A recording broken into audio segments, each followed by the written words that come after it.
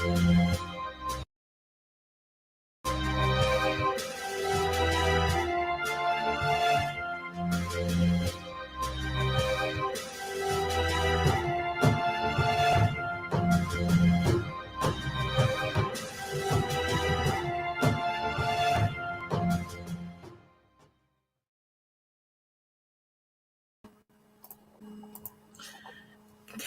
everybody, good evening. Welcome to the Hood Table, everyone. Come on in. Make sure you like the video, share the video, and subscribe to the channel if you're not already subscribed to the channel.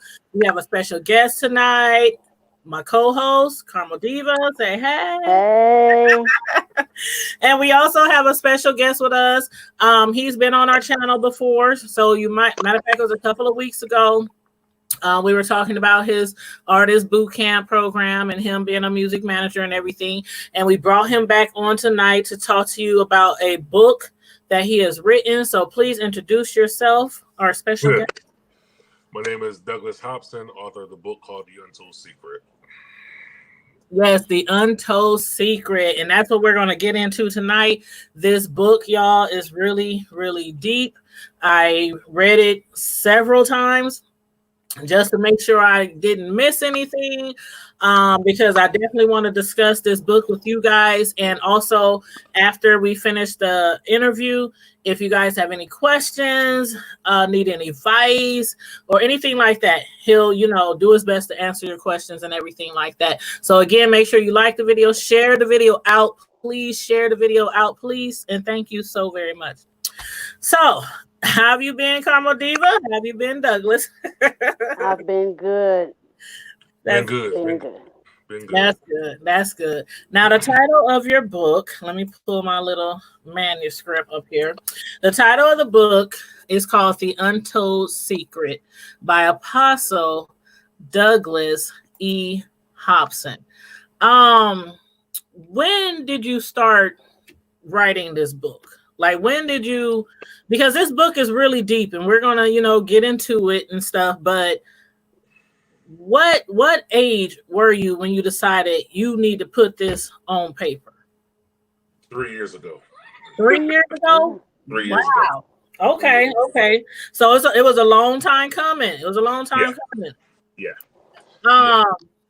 This book, I want you to tell us a little bit about let's go to the beginning. I'm gonna just start at the beginning. When did you first started experiencing abuse? What exact age was it? It was 3 years old. 3 years old. Mm-hmm. And was it first by your mother first, or was it first by your uncle? No, it was first by my mom. It was first by your mom? Mm-hmm. Okay, so I know the book is mainly. Okay, so I know. Hey, Marcus, Herb, Aisha, Carla, everybody in the chat, make sure you like and share. When you were being abused by your mother at the age of 3, did your uncle know? Like, did I know you had talked about in the book that your mother didn't believe that your uncle, but did he know that she was? Yeah, he did. Okay, so tell us a little bit about how that all started, and from a very young. Before we go there, I just wanted to know: is this a cycle? Like, were they abused? And you know how they say, "Hurt people hurt people." Yeah, my mom was abused by my grandfather, and I'm not too sure about my uncle, but I know definitely my mother was abused by my grandfather. Mm-hmm. Yeah. Wow. So yeah, it tends to be a cycle. Yeah. So basically, it began at the age of 3. My uncle followed, and one thing I will say, people who are drug abusers, alcoholics, I really, when I became older, I really understood that it wasn't my mother who actually did this. She was under the influence of drugs and alcohol. So a lot of times when you have those influences, is normally not the person who's doing it. it's the spirit behind the drug, the spirit behind the alcoholism and things of that nature.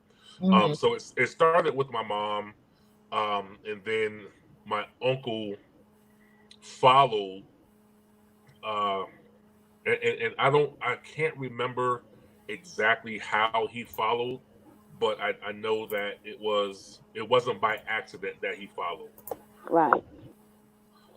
So I will put it like that. It wasn't by accident that he followed. And it also came to the point where my mother sold me to somebody to get it fixed. Oh wow! Jesus. So there was a lot of things between the ages of 3 to 16, and that's the years of the book that was written from the age of 3 to 16. That's the first book. There's And two more books. nobody intervened on your behalf. Nobody said, "Hey, let me get this child and remove him from this situation." Did Not anybody intercede? not until later on. A lot of people did not believe me, and they started to believe me. I went to school one day, and mind you, this was not just this was just not sexual. This was physical abuse as well. I went to school one day, and I was very defiant to the teacher. The teacher asked me to sit down a couple times, and I told her I couldn't. And she said, "Why can't you?" I said, "Because it hurts." And she did not understand that. So she took me to the principal's office, and the principal asked me, he said, "Douglas, why won't you sit down?" I said, "It hurts me. I can't sit down."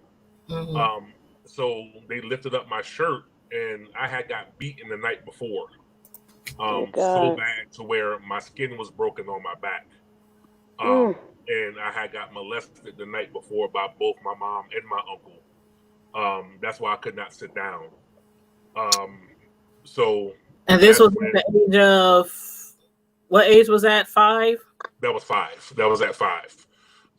That's when we called it in New Jersey. We called it DSS. That's when the Department of Social Services stepped in and took me out of the home until they investigated what was going on. Oh wow! Now, one thing you talked about in your, I met you actually in person, and I know you're a big guy. You're really tall, like really tall. You just short. Do you think that kind of played a part in? I know you said she was on drugs and everything, but at like 11 years old, you were like 6 foot tall. So did she kind of like treat you like a man, like Herman, or was it just you still a child, but I'm gonna do this to you because I can, kind of thing? Well, it was that, and I believe I reminded her of my father. And I mentioned that in my book, that every time incident took place, she said I look like my dad. And I think she wanted to hurt my father because my father was never there. I've only met my biological father one time in my whole life, and I'm 40 years old now. So I believe this was a retaliation towards him, because he tried to get her to abort me when she was pregnant with me. He did certain things to her to abort me, and it didn't happen. And it didn't happen. It didn't happen. So while I'm right here, before I forget, I never forget. I think I told you last time I had stage 4 leukemia. Right. And my wife, I was talking to her yesterday. I literally had a visitation from Lucifer himself while I was in the hospital. He actually came and sat, and you all know I'm a preacher. I'm very spiritual. He actually came and sat on the side of my bed, and he looked me in my face, and I remember it so vividly. His eyes were like a black abyss. His face was burnt. He had on a black cape, and he came to sit on. He came and sat on my bed, and he said to me, he said, excuse the way I have to say this, but I need to say the exact words. Yeah. Go ahead. He said, "I'm pissed at you." And I said, "What?" He said, "I'm pissed at you." He said, "Every time I've tried to kill you, it did not work." He said, I tried rape. It didn't work. I tried incest. It didn't work. I tried to commit suicide 4 times. It did not work. But So God. I tried leukemia, and it did not work. He said, now, he said, I'm gonna tell you something. He said, this means war for the rest of your life. He said, I'm raging war on your life. He said, every time I tried to kill you, I could not kill you. And he got up off my bed and he walked out of my room. And literally the door shut. And I'm reminded of a story of an old man in the Bible by the name of Job. Who Yeah. God said, God told the enemy, he told Lucifer, he said, have you considered my servant Job? And see, one thing I love about God, the enemy has to get permission from him before he does anything to you. Yep, that's So the first book is entitled The Untold Secret, Where It All Began. So this is a 3-part book. I'm getting ready to start writing book number 2 and book number 3. Book number 2 is entitled The Untold Secret, Going Home, a Place I've Never Been Before. And the third book is The Untold Secret, Delivered to Be a Deliverer. Oh, okay. Well, definitely. Everybody who's watching, make sure at the end of the show, I'm going to have all the information to contact him, book information, bookings, everything like that in the description box. And I'm going to post it under the video because this book is really, really, really deep. I mean, when I was reading it, I don't know, I won't say surprised, like how much detail you give of the book. Like, it's so hard to tell a story like that. Like how, I mean, go ahead. I was going to say, I isolated myself. And it's funny, I wrote this book in 3 weeks. I wrote the book in 3 weeks. What I did, I had to isolate myself. So I went to a hotel and booked a room for 3 weeks because I literally had to go back and relive every moment. And for me, being able to survive, I had to bury that because I did not want it to affect my adulthood. So what I did, I buried it. So I literally, while writing the book, I had flashbacks, I had nightmares, I had all these different things happening because I literally had to take myself and relive and put myself back into that place of every beating, every day that I got molested, every day I got raped. I had to go take myself back to that place, and it took me a long time after I wrote the book to even want to date again because I had to relive that. Wow. I know But you know what? All I can say is but God. Cause see, I'm sitting here and you telling me how Lucifer himself sat next to you, and all I could think was, you can't have what is God's. Amen. You can't have it. Amen. And what a blessing you have over you. He tried to kill you before you took your first breath, and he couldn't do it. He tried to break you down at every turn, and he couldn't do it because God is covering you from head to toe. He has covered you in that armor, and he has kept you. You have a spirit over you.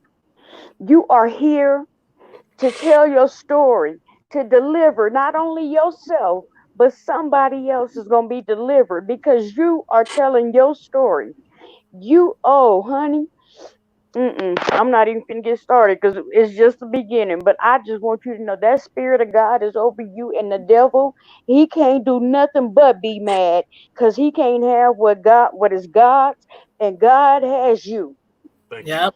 And he could have took you at a very young age, because for you to start going through this kind of abuse at the age of 3, I mean, in your book, you said the first 5 years of your life were the most difficult. You was abused emotionally, physically, sexually, beaten for no reason, constantly yelled at, verbally abused. And then on top of that, it was not just from one person, but from your mother and your uncle as well. And one thing he's still standing. One thing I wanted to read out of your book, you said, to this day, and I assume this was when you started writing the book, You said, to this day, I cannot understand how you can touch that which you gave birth to or allow someone else to touch and hurt them in such a way that they couldn't go to the bathroom for days at a time. That is a part of the untold secret in this book that we're reviewing tonight. I mean, that speaks volumes right there, because that's a question that a lot of people ask themselves when it comes to their parents. Like, how can you do such a thing like that with your own child, the person that you're supposed to love and care cherish for and protect? and protect. You're supposed to protect from all of those things, and yet here you are doing those things. Right. And You were threatened. Like, what were some of the threats that your mother told you? Like, I know you had mentioned like she had threatened to kill you and Yeah, hide your body. when they brought me back, when they put me back in the home, she actually wrote me a letter while I was in a place that I'm very thankful for. And I'm sorry, I'm crying. No, go ahead. No, that's all right. you are fine. I'm very thankful for a placement called Kids Peace, which is in Pennsylvania. Now, is that a real place? Because I know sometimes when people write books, they use fictionalized. No, this is a real place. A real place. Okay. This is a place that I was. This is a place where I was placed at. It's in Pennsylvania, near Allentown. It's called Kids Peace. It's a residential placement for at-risk kids. And that's where I met my angel in Kids Peace. I wrote that in the book as well. Of course, I changed their names to protect everybody's integrity, and things of that nature. But she wrote me a letter while I was there, and I didn't even open the letter. I gave it to my counselor, and that's when they knew it was not safe for me to go back home. She wrote a letter to me. I gave it to my counselor, and in the letter it stated that when you return home, if you tell them what's going on, I'm going to kill you and hide your body. So my counselor then, he immediately went to my social worker and a couple of the team members and said it's not good for him to be home. At all. At all. So, oh gosh. I in school, because first of all, I was the biggest kid in school, in elementary school. I was the biggest kid. But because in the beginning nobody believed what I was going through, I would fight. It could be 10 kids in the hallway, and I would punch 8 out of the 10 kids for no reason at all, because I had so much built up anger inside of me. And you know, I was always a fighter because everybody wanted to prove that they could beat the big kid up. Right. So I was known for beating kids. You know, one point, one of the kids in school, I think I broke his ribs and broke his fingers and broke his nose. Oh wow! Because he said these words to me, and I don't know how he knew. It had to be a leak in the school system. He said to me, he said, "That's why your mother molests you." And when he said that to me, I literally picked up a desk and threw it at him, and I beat him until I saw blood. You know, I was going to mention that. I was going to mention that because I was going to ask you, how did he know? I read that in the book. Like, how did that boy know? I don't know if there was a leak in the system in the school. I don't know if the teachers were talking and he overheard it. I don't know how he knew. I'm thinking that was probably, he might have heard some teachers talking. Yeah, he probably heard some teachers talking, and I literally beat him until I saw blood. And I was screaming. I think, if I'm not mistaken, I screamed at him and said, I'm tired of you screaming at me. I'm tired of you beating me like this. And all I saw was my mother's face, and I saw blood. That's the only thing I remember. I don't even remember the boy's to this day. I don't remember the boy's name. Now, was that the time you were suspended for 3 weeks, or was that the time that was expelled? I was expelled then. I was expelled. The first time I threw a desk at the teacher. Right. That was. I threw a desk at the teacher. and literally it was the old wooden desk, the real heavy desk. I remember. I threw one of those at You her. was a big kid. Yeah, Right. they suspended me then for 3 weeks. Mm-hmm. And then when I beat the kid so bad, that's when they expelled me from school. And they didn't think about putting you in some counseling or asking why you were Um, so angry. I would not take counseling because I didn't trust anybody. Well, people for one Understand? weren't believing you. Understandable. Right? They weren't believing me from the Yeah. beginning anyway. So counseling wouldn't have done me no good. Even because I was molested by both a man and a woman, I didn't trust Right. anybody. I didn't Right. trust anybody. So I already had. I was at a loss, I would say, because of me not being able to trust anybody. And I couldn't be at home because, I mean, the dishes were dirty. I got beat. If Right. it was times where I don't know how old school you are. We had the heaters that come up out the floor. Oh The yeah. radiators. Yeah, That the come up radiator out the come. floor. Yeah. I was handcuffed to those at times and just beat for no reason.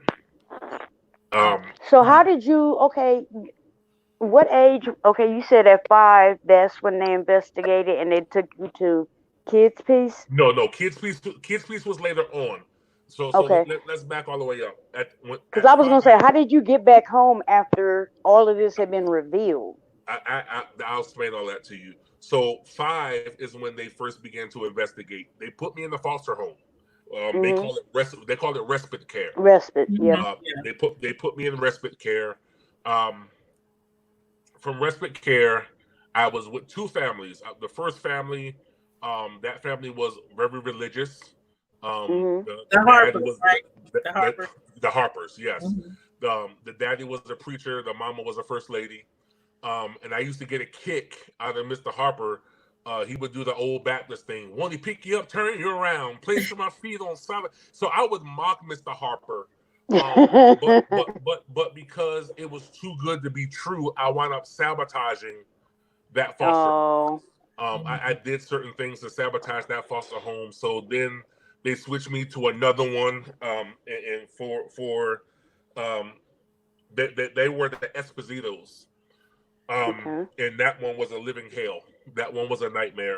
I could not Um, believe what I read. I was like, the nerve of families taking in kids that comes from an abusive right. family of rape and sexual assault, and for them to do the same. Go ahead, go ahead. I See, it's not fair. She got to read it, and I didn't get to read it. And I'm just sitting here, and everything you say in my mouth is like dropping. Like, So oh, the Espositos. I honestly believe that Mrs. Esposito was bipolar. no, And Mr. Esposito was an alcoholic. mhm. Um, that's a nice combination. big Right. time. So they got into a fight one night. And of course I ran and hid under the bed because I was very scared of the outcome of that. Yeah, Right. she Because of found course, out he was cheating. Right. right, right. So I ran and hid under the bed. Um, and Mrs. Esposito came upstairs and called my name. She sat on my bed. I came and I hugged her because I was scared. Um, and she put my hand on her breast and made me caress her breast. Dear And Jesus. then Mr. Esposito came and began to How you- play with himself. Um, while I hear your background like TV or something. I have no Okay, TV hold on. playing. No, I'm talking to Carmel. I'm sorry. Go Oh, ahead. okay. Um, Elijah. so Mr. Esposito came in beginning to film and playing with himself in the corner. So of course that got told, and um, we went to court, and Mr. Esposito actually testified against his wife. Now, So he had was he also, besides just recording, like, I don't know if you would call it, was he like making kiddie porn or was he keeping it for himself? I don't know which one he was doing. All I know, it was being recorded. And was he like messing with you too, or No, was it was just her? Okay, it was just her. It was just her, but he would do things to himself in the corner, right? While things were going on. So, long story short, he wound up testifying against his wife, and he got less time for testifying against his wife, and she got the majority of the time. Right. That's and that was 2 foster homes that you have been into, and then like a little bit after that, you had started going to. You had actually went to juvie. I want to talk about that. You had got in trouble, and you had got sent to juvie. Let's talk about that. Whew, gosh, juvenile detention was, it was hard. It was hard, not because it was juvenile detention, but because I had to fight for survival. There were a couple boys in there that were of the alternative lifestyle at that time, and they tried me, and they didn't try no more. They tried me, but they didn't try anymore. Literally all of my life up until 17, I would say, I always kept a gun, and I always kept a knife. To this day, I still keep a gun because I'm licensed to carry it now. But you know, now, but I always fought. I think that was because I could not physically release anger towards my mother. I had grown a hatred for women at one time. But I believe because I could not fight her. That was the only way I knew to release anger. Yeah, you have to get it out. Yeah. Get it out somehow. And that led you to being diagnosed. With, yes. You were diagnosed with like 4 different things. Let's talk about that. So I was because I tried to commit suicide, I ran away from home. And this is a real place also. It's Elizabeth General Medical Center in Elizabeth, New Jersey. I was admitted there, and I wish I had my records in front of me. I want to say at least 220 times to the kid psychiatric ward. And they had gotten the top physicians from the biggest hospitals across the U.S. To come and try, quote unquote, to diagnose me because they never ever seen a case like mine, coming from the abuse, coming from the molestation and the anger. One diagnosed me with bipolar manic depression. One diagnosed me with schizophrenia. Another diagnosed me with post-traumatic stress disorder. Another one diagnosed me with split personality disorder. And they could not get an accurate diagnosis because at one point I was calm, one point I was angry, one point I was fighting, one point I even reverted back to a child. So there were so many different things going on where they could not properly diagnose me. And you but did none of these big brains stop to think that this was PTSD? Yeah, and that's that in order to get those feelings out, you had to express them the best way you knew how. It wasn't like they had taken the time to counsel you on how to properly manage your feelings. Right. So you got them out the best way you knew how. One did diagnose me with post-traumatic stress disorder. And I got to the point where I began to even act out in the hospital. I began to act out in the hospital, and the best way for them to control me was restraints. So I remember this just as vividly as Lucifer himself coming to my bed. They had put me in the restraint room one day, and they shot me with, I think it was Thorazine at the time. And I felt my spirit leave my body. And my spirit took me up on a mountain. and he showed me my adulthood. And the spirit said to me, because you were born of the umbilical cord, don't mean you have to stay attached to it. Mm. And literally, after the spirit said that, I came back into myself, and I felt myself jump back, and I was out of the restraints at the time. And I think then that's when I really started to believe that God was trying to do something with me, but because I was so young, I didn't understand it at the time. Right. I didn't understand it at the time. So we had a meeting. It was called a treatment plan meeting one day, Mm. and my doctor, well, it was one of the doctors. He was not my main doctor. And I never forget, this man looked like Dr. Spock. That's what I used to call him. We used to call him Dr. Spock. Um, we had a treatment plan meeting, and one of the key words that was a trigger word for me was, I love you. That was a trigger word because every time my mother got finished, she would always say, I love you, right? Mm. So that was a trigger word for me. And the treatment plan team forgot to tell the doctor my trigger words. Mm-hmm. Mm. So he started off, the meeting was, Douglas, we all love you here. And it set me off. It set me off. I literally tried to kill the doctor. I literally went off into a tangent. Mm-hmm. Um, so they So rescheduled they the got to meeting. see you. Right, right. Yeah. Yeah. So they rescheduled that meeting.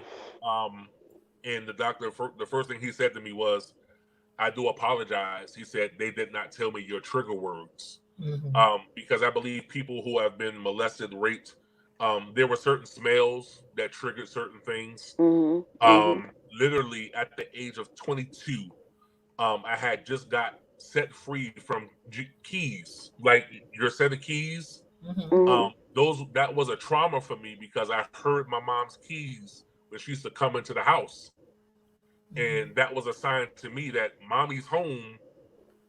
This is what's getting ready to. This is what's getting Right. ready to happen.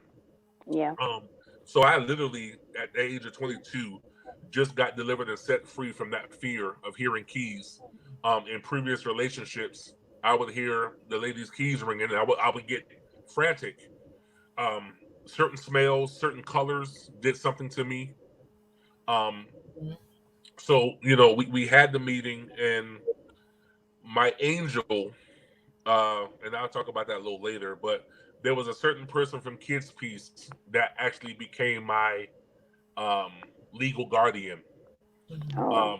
My counselor that I had at Kids Peace, um, he quit his job. He quit his job and began to contact the family that I never knew I had. Mm-hmm. And he set meetings up and everything like that. Um, and I kept trying to figure out who is setting these meetings with these people. I don't have nobody in my corner. So one day, finally, he showed up to a meeting, and my face got just as big, and I'm like, "What is he doing here?" Um, and I remember him telling the judge, and I may be getting too far, when we went to the court proceedings with my mom, that he had a child and he died at the age of, I think it was 6 or 7. Mm-hmm. Mm. And that's when he got me as a kid that he was counseling at the same Oh. age. And he said that he always wanted a son. So he quit his job, really could have got in trouble for this, quit his job and began to fight for me behind the scenes. Yeah, but you had no idea. No, I had no idea it was him. And you had somebody in your corner watching over you the whole time. Yeah. Yep. And Yeah. But God. he became my legal guardian. Um, and I never forget when we went to the court proceedings with my mom. I had never wore a suit before. I had on a black suit. He had on a black suit. I had on a tie. He had on a tie. Oh, you And feel clean. yes, You feel ma'am. cleaner Yes, than the ma'am. board of Yes, health. ma'am. Yes, ma'am. And this was the first time I was ever able to confront my mother without being afraid. Mm-hmm. So in the book, I found the letter that I had written to her while I was writing the book, and I literally put the letter in the book of what I said to her. Um, and I wished, we had gotten phone calls, and I think one of my biggest prayers was that one of the phone calls I got and that my mom and uncle were dead. Yeah, I recall you saying that in the story, that every time like they would come to you with and say they have to talk to you, you would be like, "Are they dead yet?" Because that's what you was hoping for. And I know you also try to actually commit suicide several times. And one time in particular, I wanted to talk about, because you mentioned how the devil would come to you in your dreams, but every now and then in the book, you also speak about how God came to you in your dreams. And this particular time when you was at the hospital after a few weeks, you had went back home. They sent you back home again, and molestation, everything started happening all over again with your mom and your uncle. And you ended up taking 35 oxycodone pills. And Oh you my said you God. finally died.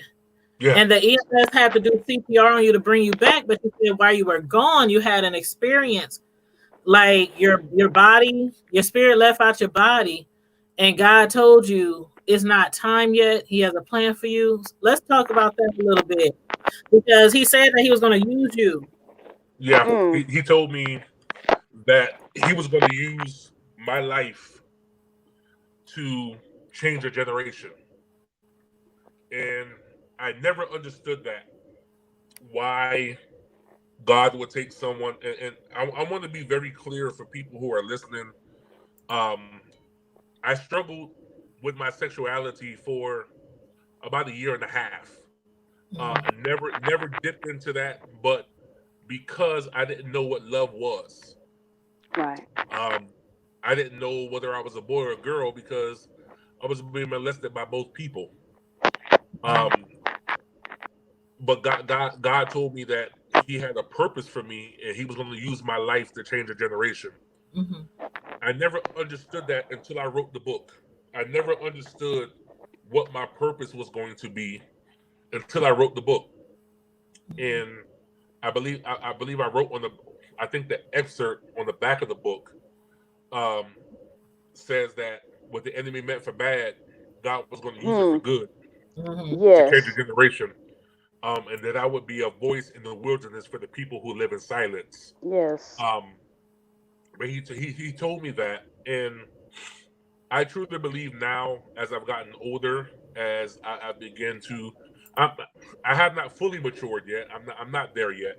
Uh-huh. But as I've forgiven, and the forgiveness only happened 3 years ago.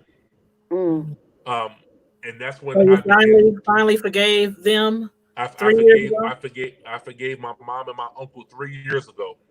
But see, the And forgiveness, what people don't understand sometimes, a lot of times, when you forgive, it's not necessarily for that other person. it's The for me. forgiveness is for you. Right. And I have a Bible book, and it's a devotional book, and it says to forgive is to set the captive free and realize that you are the captive.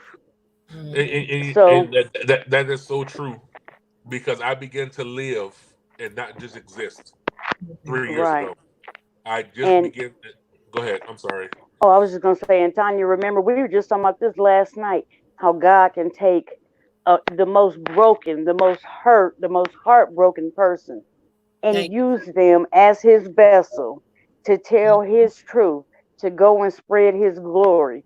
We were just talking about this last night. We sure was. Yeah. And Yeah. I'm glad you had mentioned that about the I remember you was talking to your the guy who had, took you under his wings and quit his job and, started to fight for custody for you. I remember you were discussing with him. Was that the only person you talked to about your identity, that you were trying to find out, if you were what, gay, straight, Right. bi, you Yeah. know? Was he the only one you talked to about that? How did you deal with that? Like, yeah, Miss Hogg, it is. Because I remember you said when those guys had gang raped you in juvie, and you had talked about how it was a certain kind of way that you were walking, like because you really didn't know like who you really were at that time. Right. I don't. I just knew that wasn't me. I knew that was not Douglas. And now, mind you, I grew up in the church. I grew up missionary Baptist. Went from missionary Baptist to Kojic. Went from Kojic to non-denominational. I knew that was not me. I knew that's not who Doug. That's not the identity Douglas had. Right. It took for me to be mentored by a true man. Now, Michael was a Muslim. He was not a Christian. He was a Muslim, and that taught me discipline. That taught me that men don't walk like this. Men don't talk like this. Men don't hold their hands like this. Right. And he was a game changer for me. He was really a game changer. He was someone that I knew if I did certain things in front of him, he was going to straighten me up real quick. So he kept telling me, he said that's not who you're designed to be. That's not who and he would say Allah, but I knew it was God. He said that's not who Allah made you to be. Allah made you to be a man of character, a man of integrity, a man of great stature. He would always instill that in me. He would always instill that in me. And I really thank God for him. I really do, because I believe if it was not for him, I would not be the man who I am today. That's really deep. That's really deep. I mean, I want to read some of the response that you got back from others, if that's okay. Yeah, that's fine. I'm going to read the name of the people who wrote them. But it says, thank you, Douglas Hopson, for the opportunity to review your book, The Untold Secret. Your transparency draws the reader into your story from your birth and unleashes the downward spiral of a child's cry unheard. I look forward to continuing the journey with you to the end of this magnificent testimony. That's one of the feedback responses that you have. I'm reading another one. They said, what a brave and courageous thing to do, to come forward and share your story. This book will indeed bless many people who are hurting and afraid to even come forth about their struggle and past or present pain. I pray that this book be a blessing to people throughout this country. I'm sorry you went through this, but it was all for a testimony and for the glory of God to be revealed in your life. I'm very sensitive when it comes to kids being abused, so my tears won't stop flowing. But I pray a complete success with this book in every way possible. And I pray lives are transformed, set free, delivered, and set free through this book.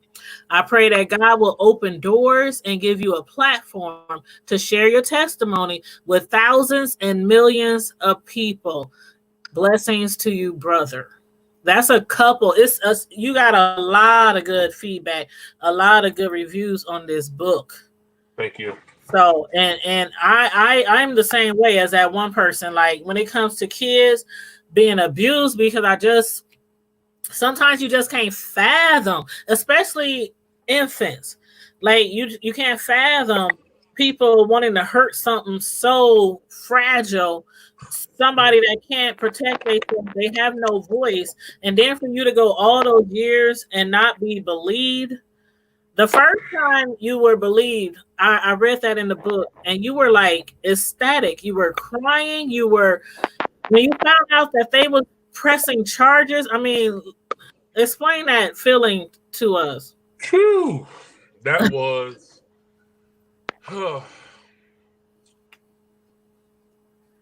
how can I explain that? Take your time. That was a feeling that I don't believe I'll ever feel again in my life. Um, that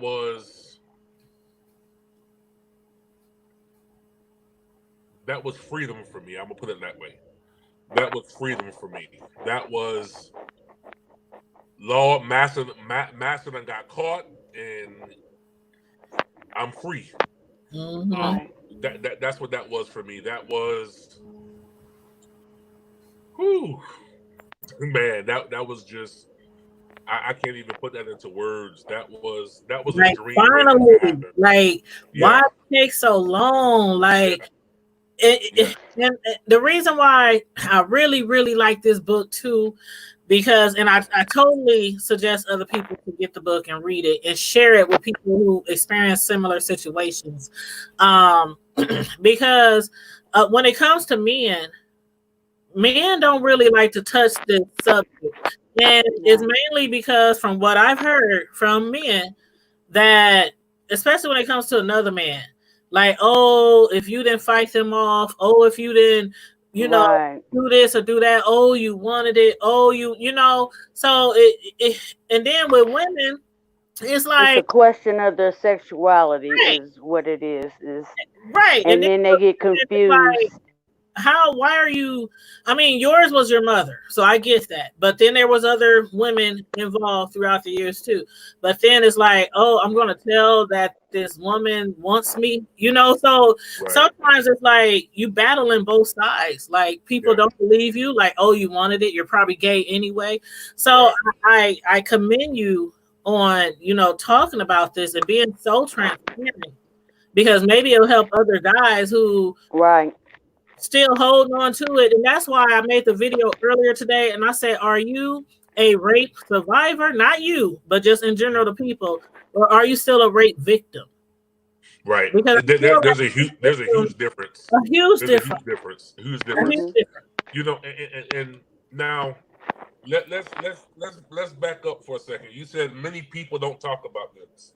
Now, mind you, I started preaching at the age of 15. I pastored at the age of 17. So this happened from the age of 3 to the age of 16. So I was still being molested while preaching the gospel. And the issue I have with the church, we don't talk about this. Nope. There are so many, how can I put this? There are so many people dying in the pew because they're facing the same issue inside the church. Where you have pastors molesting people in the church. You have pastors seeking after young ladies in the church as perpetrators. We don't talk about this. We don't touch the subject of sex. We don't touch the subject of molestation. We don't touch and you have to realize molestation just don't have to be physical. It Mm-hmm. could be a psychological molestation. Right. We have psychological molestation in the church when pastors try to curse people when they want to leave the ministry or they don't pay their tithes. That's molestation because you're taking their will away and you're manipulating their mind into believing what you want them to believe and not what the actual truth is. Mm-hmm. And me being a consecrated apostle, me being a person that had 32 churches in my under my fellowship, Mm-hmm. I have an issue when leaders that lead people don't talk about this thing. There are so many, and I truly believe, and this is just Douglas talking now.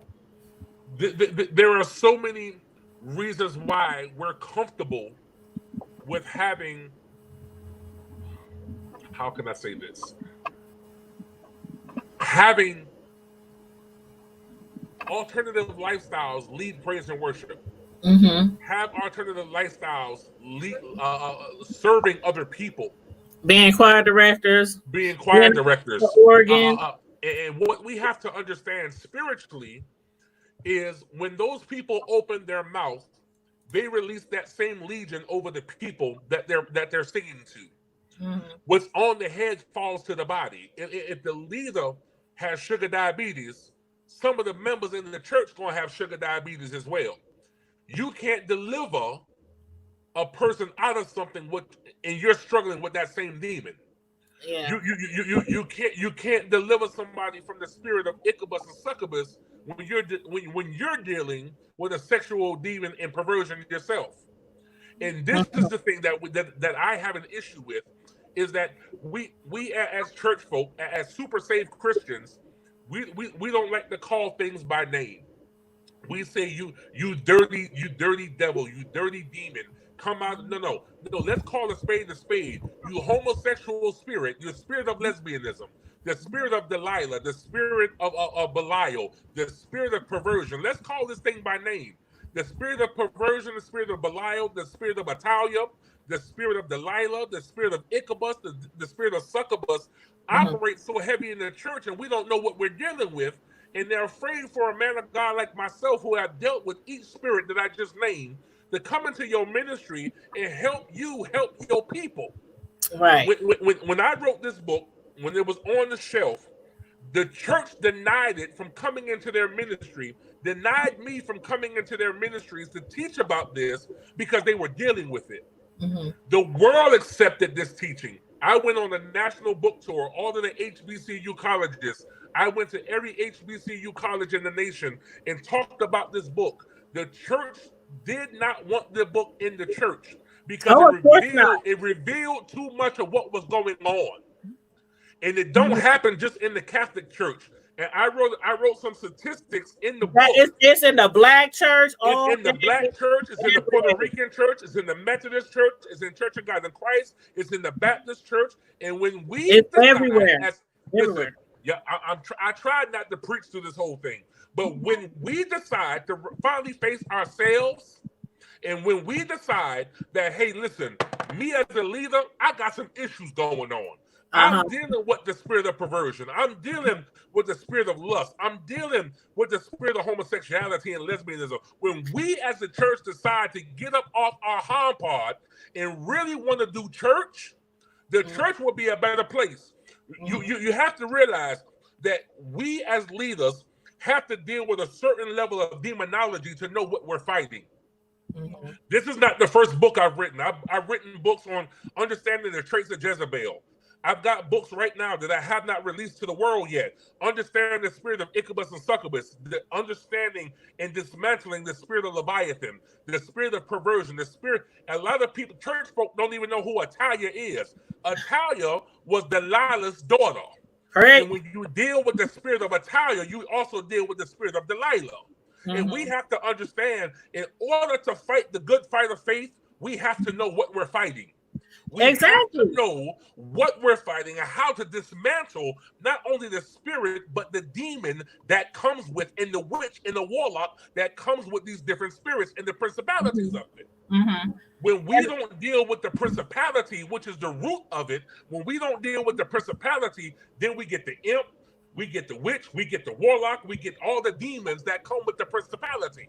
But the church don't want to deal with this. The church want to give you this feel-good message of you're going to get a blessing, you're going to get a house, you're going to get a car, you're going to get a husband, you're going to get a wife. But if you don't deal with you, God not going to bless you in your mess when you have all these things going on.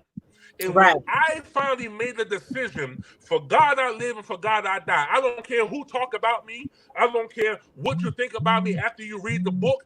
For me and my house, for me, for Douglas, I have to live and not die. But I have to proclaim the word of the Lord in the land of the living. There are people out there in the church, and if you're watching, I dare you to share this broadcast right now. There are people that are watching that have dealt with this, that have been silent all these years. But when you make up in your mind that you're sick and tired of being sick and tired, when you make up in your mind that I don't want to deal with this anymore because I want to be able to live my life.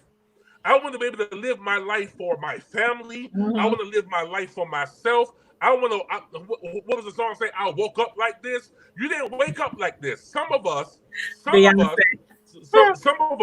our innocence were taken away because we didn't know any better. Exactly. It's a difference when you really want to feel the lust and feel the desire, but it's another thing when you're an innocent child and your parent or your uncle or your sister or your brother take your innocence away because they feel like they can get away with it.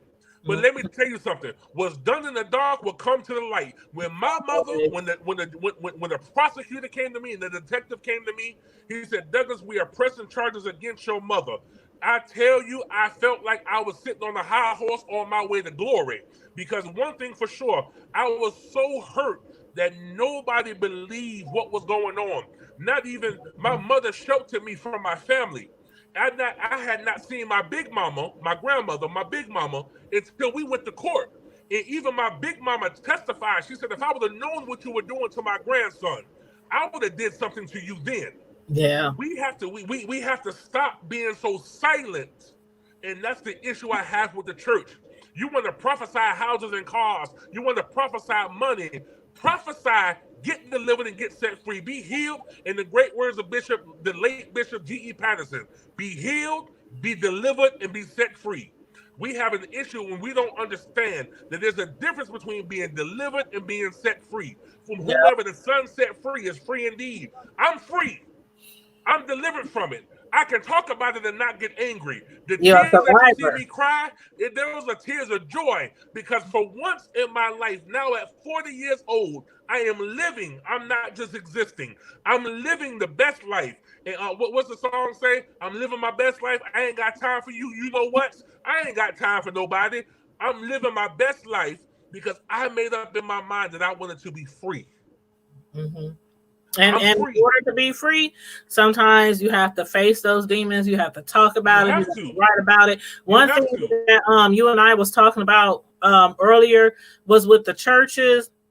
As far as I think a lot of churches don't want to like sex. It's just like this off the books word that they don't want to talk about. They don't want to mention it in church unless it's don't commit fornication or something like that. But I think more churches, more pastors need to take a lead and discuss these things because this happens too much in our families, in our households, and it's in the church too. Like pastors talking about people being gay and all this kind of stuff and loose and heathens and all this. When where did it come from? The perpetrators a lot of the time. Where did the spirit of homosexuality come from in that person? That person 9 times out of 10 was molested by a man. Where did lesbianism come from? 9 times out of 10, that woman was raped as a child. Right. And I hear that from gay people all the time. A lot of women say, I was raped by a man, so after that, I no longer want a man. And the same thing with guys. Exactly.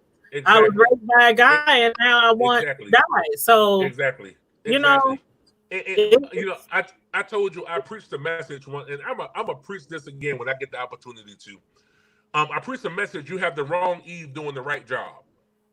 I preached that message one time before, and the gist of my message was, and I posted this on my Facebook page today. The church teaches us how to get married, but don't teach us how to stay married. My thing is this here, and y'all saved folk that's watching, y'all forgive the apostle. Y'all forget, this is the doctor talking now. Y'all forgive the apostle. But if you was wearing thongs, if you was dropping it like it was hot, you was doing all these other things to get him when he did not belong to you, and you done married him. Now you in moves, you in hair rollers, you in bloomers. They call them period draws. You in all these other things. When you married him, listen. That's why he has the wrong Eve doing the right job. Watch what I'm telling you now. Watch the revelation God gave me. There is always one woman or one man in the church looking at your marriage, trying to see where your mate has failed at. Wasn't we talking about that last night? And what they do, they prey on that failure and begin to do the job of the wife when they really the boo thing. And this is how. Watch this. This is why when Baptists, and I have a problem with some Baptist preachers, when they say that the fall of man was woman, I beg to differ with that. The fall of man was not woman. Watch this. God not only gave the command to Adam, he also gave the command to Eve. Right. Because we are first flesh, we are first spirit before we are flesh. Well, so when he spoke to Adam, he also spoke to Eve. Because the Bible declares that he put Adam to sleep and brought the rib from Adam's side and made Eve. Watch this. Christian marriages, the divorce rate for Christian marriages are higher than the world is. What? And I'm going to tell you why that is. There's only one worshiper in the marriage. Watch this. Watch this. Go back to the book of Genesis. Adam left his wife at the tree so he could go worship. He left his wife uncovered. That's why the serpent was able to come in and convince her to eat of the tree. Watch this. Watch this. So Adam, in order for Adam to cover his wife, Adam had to become what Eve was. Eve became sin when she ate the fruit. So in order to cover his wife, he also had to eat the fruit. But the Bible declares that their eyes were not open until Adam ate the fruit. Right. That's when they realized that they were naked. So I'm saying that to say this. When men are out of their position, they leave their wife uncovered. That's why Slickster, let's call him at the word column. That's why the candy liquor. That's why what's his name? Jody. That's why Jody can come in and begin to do the job that the husband ain't doing, because he left his wife uncovered to go worship or go to work and did not leave a covering for his wife. And that's the issue I have. We teach people how to get married. We don't teach them that. Let me help some of these sanctified folks on the line right now. The only sex that is forbidden biblically is anal sex. Oral sex is not forbidden in the Bible. If you go back, listen, y'all sip your tea. I'm gonna sip my Kool-Aid. Watch this here. Listen. There, what's the book? What's the book in the Bible? When God begins, the man begins to describe the woman's garden as he was eating in the garden. Y'all listen to what I'm telling you now. Oh, I'm blushing. Okay. Okay. So let me help you. Let me help you. The only sex that is forbidden in the Bible is anal sex, because it's called sodomy. Let me help some of y'all super saved Christians out there. Let me help some of y'all marriages out there. If you were doing all this other stuff before you married him, and now you saved, sanctified, Holy Ghost filled, and fire baptized, and you don't want to do certain things to your husband, and you don't want to do certain things to your wife, let me help you. You're about to have the wrong Eve doing the right job, because there is somebody out there that don't mind doing what you used to do. Amen. Okay, let me shut my mouth. Let me shut my mouth. Amen. Let me shut my mouth. Let me shut my mouth. Let me shut my mouth, because I'm about to make some saved folk mad. I'm about to make some pastors real mad. We have to begin to really. The Bible says, "Study to show thyself approved unto God. Workmen need not be ashamed. Rightly divide the word of truth." We as believers, and y'all stop calling yourself Christians. We're supposed to be believers. We as believers should know how to rightly divide the word of truth, so when somebody says something wrong, we can correct them. Let me ask you this. Yes.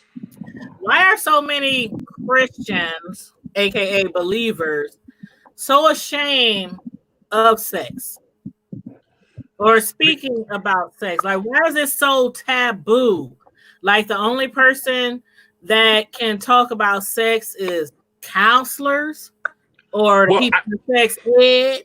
I mean, even Christian people, a lot of them don't even want to talk to their kids about sex, which makes it easier for kids to be abused or have sex too early or look for love in the wrong places. Well, I believe because there's no validation at home. When young women, Carmel Diva, I can't hear you. Yeah, I can't hear you either. I can't hear you. We can't hear you. Go out and come back in. I believe because I believe when young women get pregnant, it's because there's no validation at home from the father or the mother. That young woman is going to look for a father figure. I know for me, I dated older women looking to fill the void of my mother. So when young women go out and get pregnant at an early age, they're looking for a father figure. They're looking for someone to love them. They're looking for someone to tell them they're pretty, to tell them they're beautiful. And when there's no validation at home, we go look for love in all the wrong places. That's why. If you look at the signs of the time now, you have a lot of younger women with older men. True. Because they're looking to fill a void that wasn't filled at home. You have a lot of quote unquote cougars dating younger men because they're looking. Maybe they didn't have a child. Maybe the older man that they dated was not mature enough for them. So what they do, they go out and look for a quote unquote boy toy that they can take care of as a son. Yeah. So I believe it's validation, and the reason why we don't talk about sex is because we were never taught. We were never taught about it. I was never taught about it. I said it before on my YouTube channel, and people who know me and know my religious background from my parents. My mother didn't talk about sex. All she said was, if you have sex, you going to hell with gasoline draws on. If you get pregnant, I'm gonna put you out, and then you going to hell with gasoline draws on. It was never no do this or use that, or it was never no teaching about my body or none of that. And it happens a lot. And I say, that's why I say Christian households, because a lot of Christians, aka believers, don't like to take that time to talk to their kids about sex, and the kids end up learning it from their friends or their friends' parents, or you know what I mean. So that is such a subject that I would love to take to the church, because I honestly believe this: if the church dealt with it, we would have less teenage pregnancy. Yeah. If the church dealt with it, we would have less rape victims in the church. But because we're afraid to deal with real life, we're afraid to deal with reality, we have this fantasy that we live in the church that everything is hunky-dory, peachy keen, and we have a lot of leaders that act like they've been holy all of their life. Let me help you out. In the midst of doing all of all that has happened to me, and my wife just found this out a little while ago, maybe yesterday. No, today. She found out today. Oh Lord Jesus, help me. I used to be a big time drug dealer in the church. I don't know if Malika is still on here or not. In the church. Listen, let me help you. Let me help you. So there was a group of men in North New Jersey called the Bedrock Boys. The Bedrock Boys was one of the baddest people around. I became a multi-millionaire at the age of 22 by selling heroin and coke. Okay.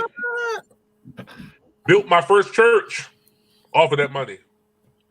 Was selling, my deacon was the biggest buyer of my church. You said you built your first what? I built my first church off of drug money. Let's be real. We airing it all out tonight. Hold on. Let me catch my breath. like the rappers, how they built their first studios and stuff. Hear you. I can't hear you. I don't know what's going on with her mic, but we can't hear you coming. No. Now about these drugs and you building your first church, you said? Yes, ma'am. We're not gonna get into all of that right now. Okay. Let me just tell you like this here. We can talk later. Yeah, we can talk later. Let me. I'm gonna say this. Okay. It was a drug deal gone bad, and I ran to my own church. I had $250,000 in cash on me, and I kicked the front door down to my own church because I was being chased. And lo and behold, one of my members had the key to the church. Mm-hmm. They were in the church praying for me at the time this happened. And I Wow. threw the money on the altar and I told God, I said, God, if you get me out of this, I'll serve you for the rest of my life. These are things that the church need to hear because Mm-hmm. we have not been holy all of our life. We have not been holy. We have not been saved, sanctified, Holy Ghost filled, fire baptized, speaking in tongues. We have not been like this all of our life. And the gang life, the drug life, the gang life, the running women life was what I knew because of where I came from. Right. It was from when you was younger and your parents doing the drugs and Right, alcohol and right, right. So, I really, I thank God that I'm still yeah, church alive. people do use drugs sometime more than us the secular world or whatever you want Now to I now call my it. question I had before I left. Can you hear me? Yeah. Yes, ma'am. Hey, praise the Lord. No, what I wanted to know, what I was gonna ask, you said you built your first church with drug money. I wanted to know, did that church fail No. because of how you built the church or what you used to build the church? You know, sometimes when we using dirty money to do something good, that good crumbles because Well, I'm gonna that's tell you why it a didn't dirty crumble. foundation. I'm gonna tell you why it didn't crumble. Good I had question. a lot of I had a lot of praying folks, and I Hmm. had a heart of repentance like David. Mm-hmm. Okay. You have to remember, David was a whore. Yes, he was. David was a murderer. Yeah. Mm-hmm. But because he had a heart of repentance, God said he was a man after his own heart. I had a heart of repentance. I knew I was doing wrong. I Right. knew better. Again, remember, I was started preaching when I was 15, passing my first church at the age of 17. And when my first church at the age of 17, I had 3,000 members. I knew I was doing wrong. Mm. Mm. But because I knew that repentance was the only way that was what was going to keep me alive, Right. I had a heart of repentance. Mm-hmm. I played the game. I played I love the Lord game a long time, Hmm. which a lot of people still do to this day. They play the game. They get the people to whoop and holler and scream and fall all out. Yeah. They don't fall out. They push them because they breath stink. Um, but Whew. You know, at this I'm gonna moment, tell. go ahead. Oh no, I was just gonna say. You said they doing all of that to get them there. I I told my mom a long time ago, and she didn't believe me. I said I noticed with a lot of preachers, cause I've, like you said, born and raised in church. I done been to all kind of churches. I noticed that if the message is something, probably it's probably something really deep, but it's not something that's gonna make them hoop and holler, so they're not getting the response that they usually do. I said, Exactly. Mama, watch, they're gonna. Lord, that's the devil. That's the I don't devil. know what That's happened. the devil. I don't know, That's the but I devil. know where she going. I know where she going. Here she come. Girl, you just vanished. That's the That's devil. the I got devil. look. I got excited and then my finger hit the leave button. Said the devil is alive. I got But excited, go ahead. but Go no. ahead. But what I told her was, I said he about to take him to the cross, and she said, "What that mean?" I said, "That mean if they haven't been hooping and hollering during the service, toward the end, he'll be like, and Jesus died on that Friday, Yeah, they and got on to. Yeah. Sunday he arose." I said, because he know That's gonna get the church excited. That's gonna get them jumping up, and he can close the sermon that way. And she was like, "No, they don't." And she said she went to church on Sunday, and that's exactly what happened. All I know is I got a text message. I can't stand you. I'm like, Well, it was just something that I noticed. Now, have you noticed that, or is that something they teach in divinity school? I call it cemetery school. Yes. Yes. What? Did you say That is something they teach. Well, they teach And the stuttering, yeah, they the teach that. stammering, they and do? Now, mind you, I have my doctorate in divinity. They do teach that. They teach you how to properly write a sermon to where I've seen preachers on their iPad when they go through a couple scriptures and then it says hoop here, and they begin to do that. Ad-lib. But they ad lib. But honestly, in all sincerity, Wow. if you have a true message and a true anointing, you don't have to do all of that. right. Now, mind you, I was the flashy preacher at one time. I was the Rolls Royce driving, the big rings and this, that, and the third, until I came to a realization that I looked like a fool. I looked like more like a pimp and not a preacher. Mm-hmm. And I believe if we as believers will get out of this mentality of we have to be accepted, I honestly, and Tanya, I told your pastor, he said he wanted to have a 7-day revival after this coronavirus was over. I told him, I said, put me on the program. He said he would. Mm-hmm. And I hope Pastor Rollerson is watching. I'm not coming with no fake, phony baloney. I'm not coming prophesying houses and cars unless the Lord say so. I'm coming with something that's going to allow people to survive for the rest of their life. Yes. On my YouTube channel, Tanya, if you go through my YouTube channel, I have a message on there entitled "Catching Hell in the Holy Place." Uh-oh. Matter of fact, put your channel. I'm gonna put your channel link in the comment section. But Okay. Go ahead. I preached the message "Catching Hell in the Holy Place," Mm-hmm. and a lot of us catch hell when we try to do good. I'm a multi-business owner. I still go through. Um, and I believe, and my wife asked me a question. She said she's been going through for a little while, and she don't understand why. And I had to explain to her. I said, when you're married to someone who the enemy can't stand, if you're connected to me, you're gonna go through some hell.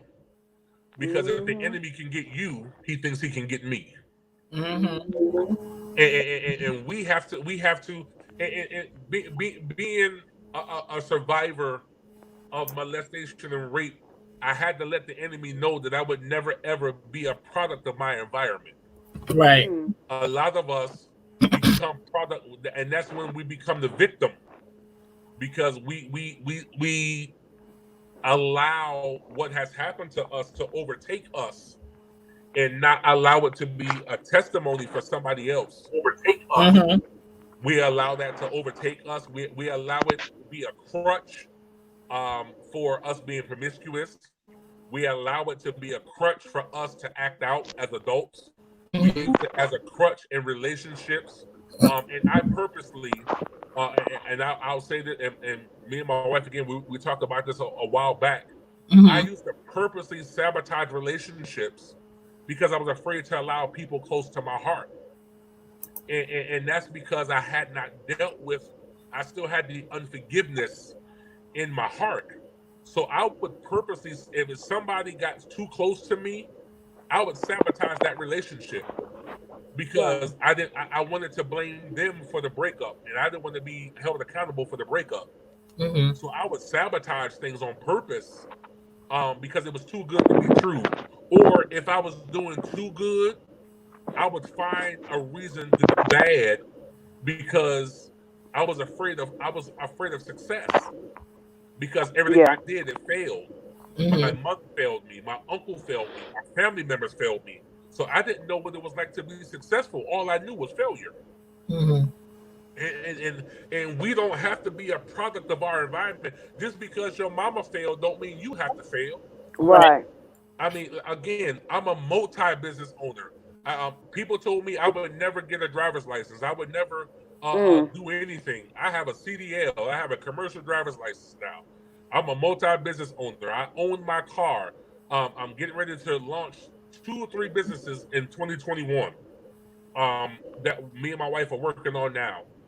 So there are things that I do personally, as far as like even affirmations to this day. I still do affirmations to myself in the mornings. I still do Mm-hmm. affirmations because I have to constantly remind myself I am who I am and God loves me. I am Right. who I am because God cares about me. I am the apple of his eye, the workmanship of his hand. I am God's man. And Mm-hmm. it's a very Yes. scary feel. It's a very scary feeling. And even before the interview tonight, I got super nervous, and I'm like, God, why am I getting nervous? And this is what he told me when I sat in my chair. He said, "You're not nervous. It's reverence of me because now I'm getting ready to get the glory even out of this interview." All Hmm. And right. I'm like, Lord, what are you doing? He said, and I don't know how many people we got watching, but God told me, he said, he's going to take this interview and bless so many people with it because a lot of people are suffering in silence. They Yes, they are. are. I said there are still a lot of people say they are rape or sexual assault survivors, but they're really not because they still have it inside of them. They They still allow that to they lead their lives to conquer over them instead of them finding the strength and the courage to try to conquer that. and And point actually, a lot of people, if you think about it, because they don't let go of that for a long, if they let go of it, they are is continuing to rape them every time they think about it. They sit there and live with it until they learn to conquer it. They are being raped continually, whether right, it's physically or just mentally. It's right. continuing to happen to them. And I wanted to ask And you a question, Douglas, as far as like um people who are still dealing with that being a victim, like even if you're in your 20s, 30s, 40s, 50s, do you recommend going to the person that did the stuff to them? Do you recommend them speaking it? Who did what? I mean, do you realize like how many people have dealt with incest growing up? At every birthday party, every holiday, every graduation, every wedding, they gotta continually see their victimizer. And that's what Carmel Diva, what she was saying, they continually, it seemed like are they're being raped doing and it over assaulted and over over and again. over again. Like, do you Yeah. think that can help like release the I think it works for some people, but they feel like they have to go one on one and tell them how they made them feel. But they have to understand a lot of these people, like he said, they either drunk on drugs or, you know, s- sorry, they just don't care. and a lot of Well, They victims well, like to protect their, like you had mentioned in the book, how you after you found out your mom was getting arrested and facing prison and all that stuff, you felt like, oh, like you shouldn't have said something. Like you felt like her protector. Like you yeah, wanted to well, protect her. I, I think part of that was she's still my mother. Right. yeah. I felt guilty for a little while. But I don't recommend for people to go to their victimizer unless they have forgiven. Mm. Um, because if you have not forgiven, you're not going out of genuine love. You're going out of anger. Be, until you have forgiven, I Mm-hmm. don't think you really should confront any of your victimizers. Because one thing will happen when you get when you come and let me back up. I had to deal with rage. I had to deal with blackouts. I had to deal with um, the anger. And when you don't forgive and you confront someone, you're coming out of anger, you're coming out of rage. And what happens is, I believe we set ourselves up for failure. Mm-hmm. Yep. Because if we don't get the response that we're looking for, we're going to be angrier. Mm-hmm. And let me tell you, I still have not gotten the response I want. Hmm. I still have not gotten, I'm sorry. Now, I did still have, you accepted their forgiveness? Did you actually tell them, or was it just something you did in your heart and your mind and your soul? You just, I I forgive. did, I did it for me. I've never, the only time I've ever confronted my mother was in court. But I Mm. had to make up in my mind, if I wanted to live and not just keep existing, I had to ask God to help me forgive them. Mm-hmm. I never confronted my mom. To this day, I haven't confronted her because I don't want to set myself up for a relapse. Right. Because I Or is know, it? I know I'm not going to get the response that I want. Mm-hmm. And Yeah. sometimes just hearing "I'm sorry" goes a long way. Do you think she ever was sorry? I mean, some of the stuff I read in the book about how, like, every time you went and told somebody, if you say something again, I'm gonna kill you. If you say something, even when she was on the stand, when she had, I couldn't believe when you said she wanted to say something on the stand, Yeah, and then she yeah, laughed about it after she was like, "I'm sorry." You know, yeah, do you think yeah. now that she ever feels some Do type you think of you will, if you get remorse, an apology, do you think it will be a sincere genuine? apology? I'm gonna be very honest with you. I don't think I'm going to get a sorry until she's on her deathbed. I'm gonna be very honest. And I think then it would be sincere because I don't think she wants to go to hell. Um, but You feel that way I about your uncle too? huh? You feel that way about your uncle too? My uncle's deceased already. Oh, okay, okay, My uncle's deceased. okay. Um, but right now, I don't think it would be as sincere. And this is something that goes on in my family a lot. My family has so many secrets. And I was just talking to one of my cousins, and my cousin was also, he wasn't sexually abused, he was physically abused by his dad, my other uncle. Mm-hmm. We in my family lineage, there are so many secrets. They don't know how to apologize. They don't know how to say they're sorry. They don't confront things. They bury them under the rug until someone dies.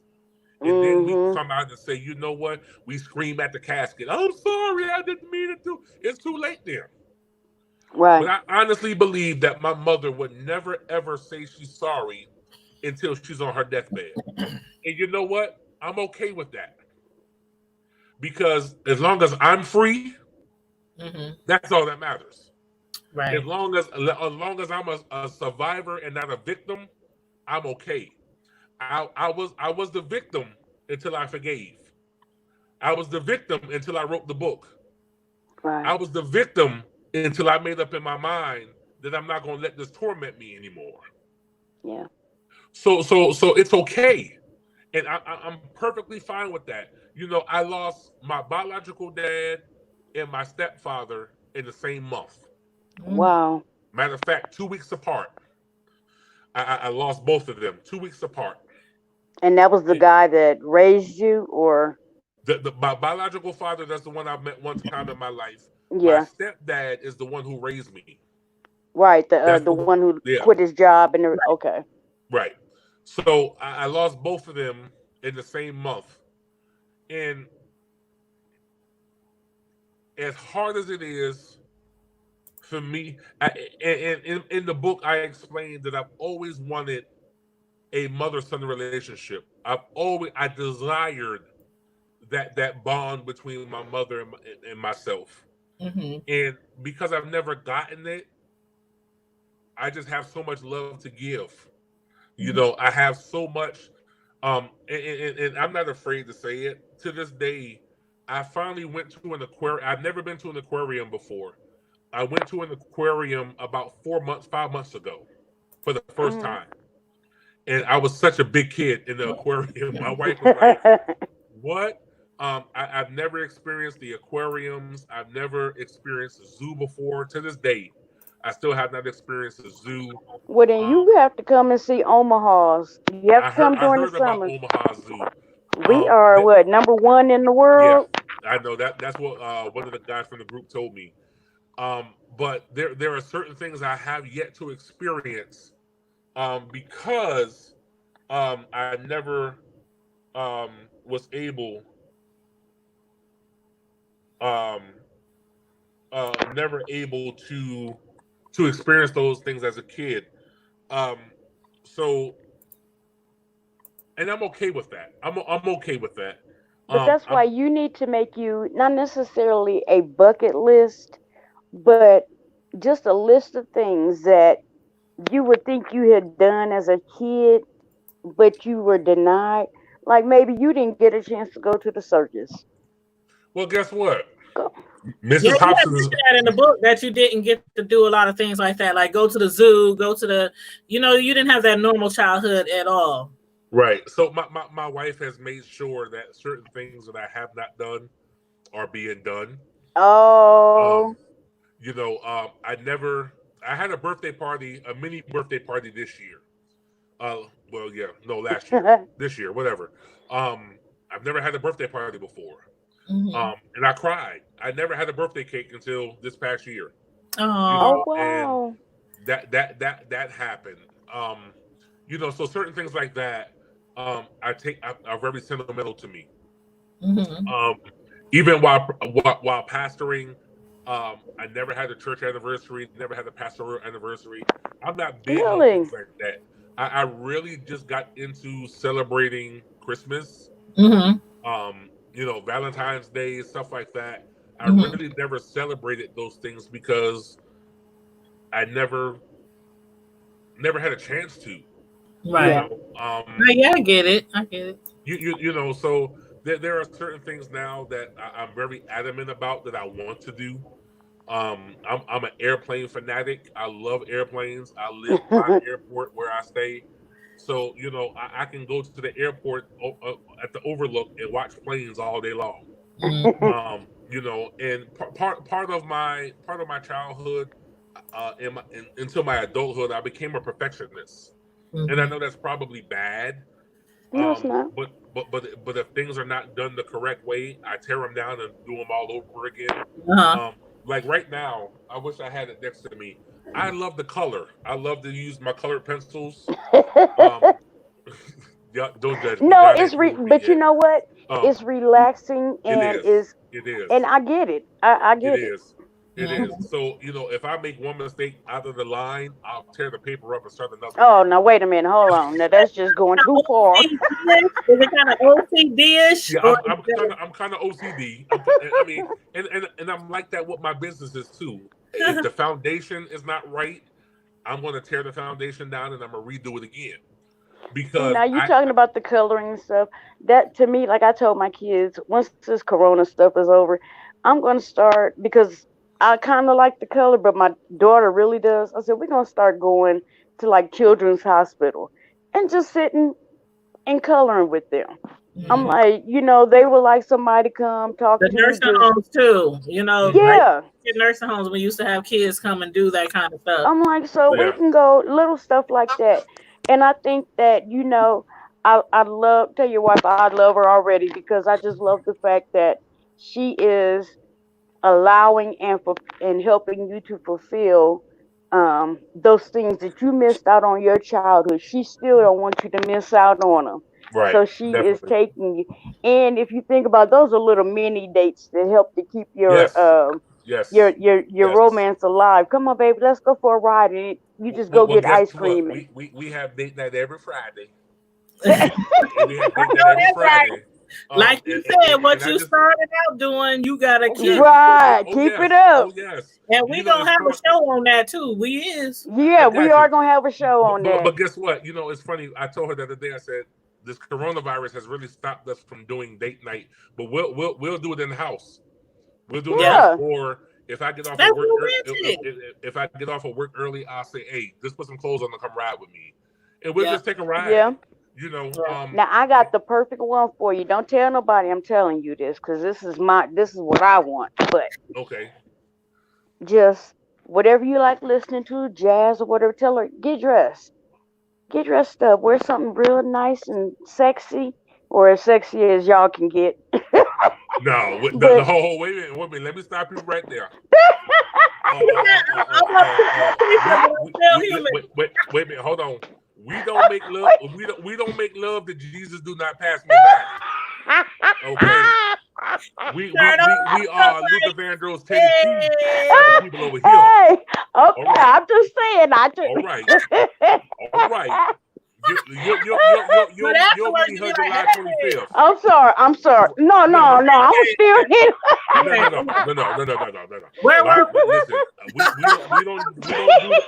We don't do them sanctified games. Well, listen, behind closed doors, the Bible said the marriage bed is undefiled. So the only way you defile your bed is to bring somebody else in, and we ain't finna do that because I don't share. Okay, so now have to cut you. Listen. I love my baby in stilettos. That's what I'm talking about. All right now. Yes, ma'am. Yes.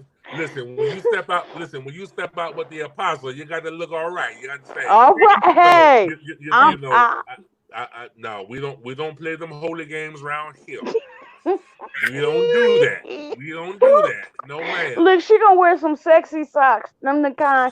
That's them gray knitted socks, but she gonna put some lace around the top, and that's what make them sexy.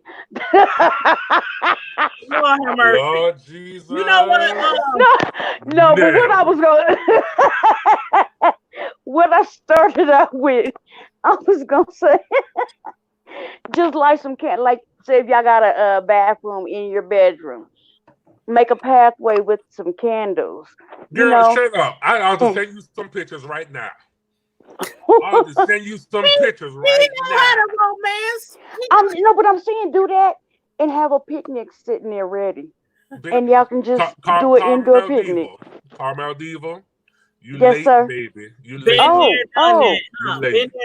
Excuse me. I'm sorry. Hold on, y'all. Keisha. Wait a minute. The funny part, her name Keisha. Wait a minute. That's what my name. Okay, Keisha. Oh, and then you got a question in the chat too. Somebody said, "Have you ever been to an air show?" No, I want to go to an air show. Okay, we have those all the time y'all. here. Hold on. Para aquí, señorita. Para aquí. We speak in different languages. That's Spanish. I speak 7 different languages. Oh shoot! I'm scared of you. Come here. Come here. She like, I don't want to feel embarrassed. Come here. Hi. She said. Hey. She said. Not me. Did you tell her? Hold on, Carmel Diva. Can you tell her about your rose petal experience? She said, I don't do. I need to do. I didn't say you didn't. Candles and stuff. Can you tell Carmel? I was just trying to give some advice. Some Corona advice. But now, can you tell her about your? Yes, I had a very nice experience. I entered the room blindfolded, and there were rose petals and candles. Went to the bathtub, and then the bathtub was full of rose petals. I had bath water, I had wine. That's sweet. So yes, it was. See, so we round here. We keep this. Listen, Carmel. Look, he wasn't playing Kirk Franklin in the background, was he? No, ma'am. No. No. So check this out. There were a pair of heels. There were a pair of heels. Nothing else needs to be said. Nothing else needs to be said. Okay. Appreciate you. That's so we gonna do a show. We already been talking about doing relationship shows and things like that. Keep the fire burning. the fire burning. Right. I just right. Quick before I forget. Okay. If anybody has any questions in the chat, I know you already answered Amwa's question about the air show, but if anybody has any questions in the chat about his book, about him being a preacher, about him being, he's a music manager, he does a lot. So if you have any questions or need any advice about anything we talked about, please feel free to put your he's literally a jack of all trades. Thank you. Yeah, just so y'all know, I'm also I have a hairline. Oh Lord! I have a hairline called Hair by Invaluable. We do hair now. Yeah, I sell wigs, I sell bundles, all of that. You need to send me that information. I got you. No, for real. I am so done. Listen, hold on.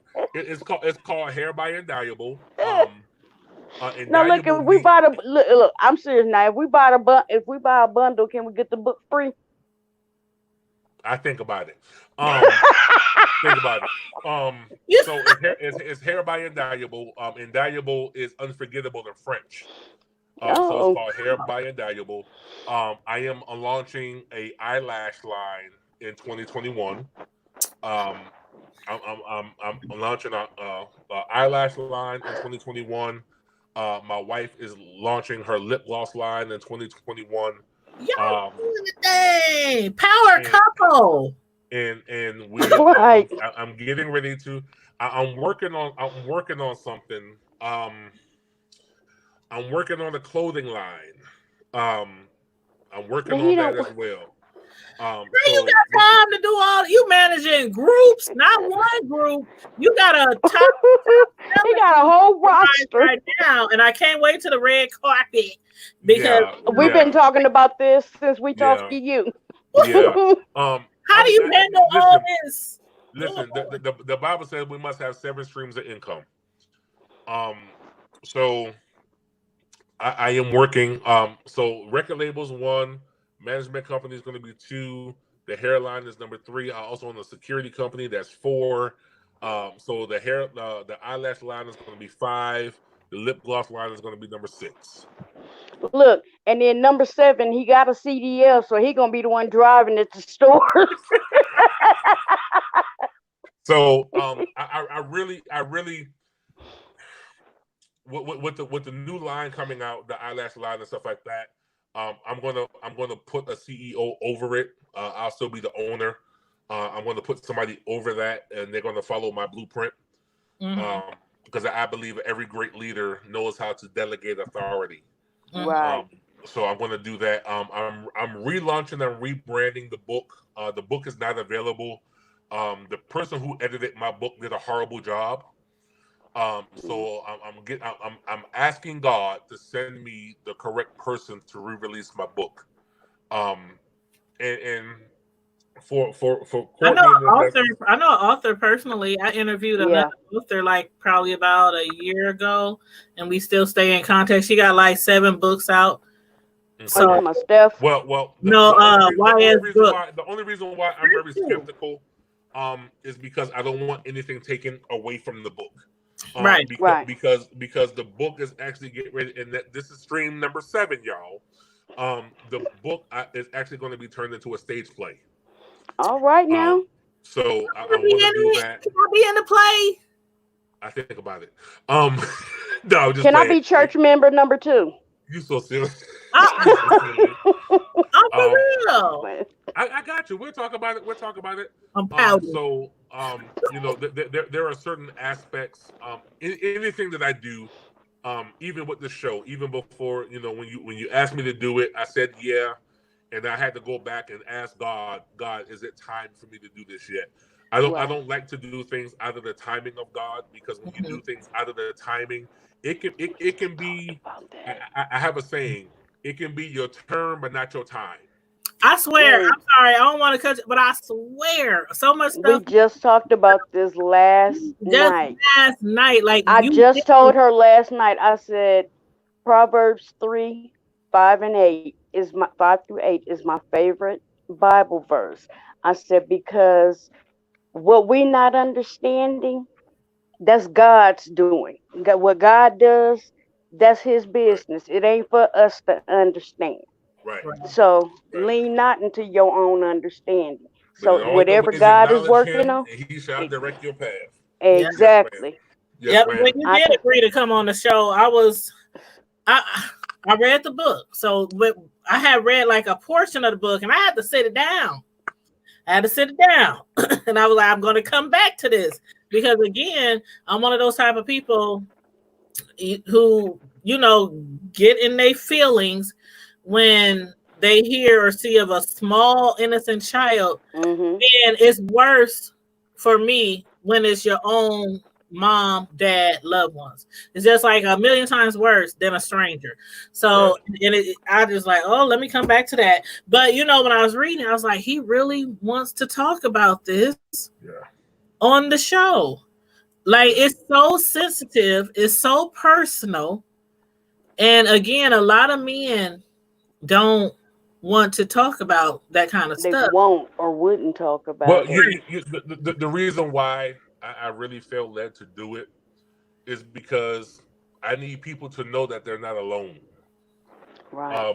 A lot of times, and again, when the Lord told me that He was going to take my story and take my life to change a generation, I then had to grab myself up from the bootstraps and say, now, are you ready for the ridicule? Are you ready for people questioning if you're really who you are? And I told God yes. I told God yes. I had one question asked to me: "You're a man. Why do you do female hair?" I said, "Every black woman and every white woman that I know wear wigs. White women wear bundles. A lot of people don't know that. Yeah, they do. Yeah, especially them stars. Yeah. Right. So it's a stream of income for me. It's not anything to do with myself. I'm a full blown man. Trust me when I tell you. And not to mention, I'm not knocking them, but we spend so much. It's keeping black money Right. in the black neighborhoods and in, the black community, because we spend so much money with the Asian stores.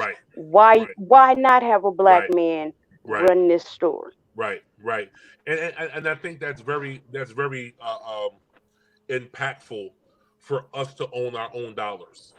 I believe being an African American male, with the potential, and there's a lot of potential in the black community, and it's overlooked.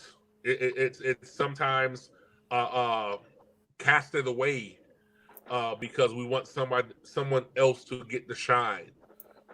See, we need to go back to like the 1950s, not necessarily being segregated or separated, but just having our own. Where I believe know that.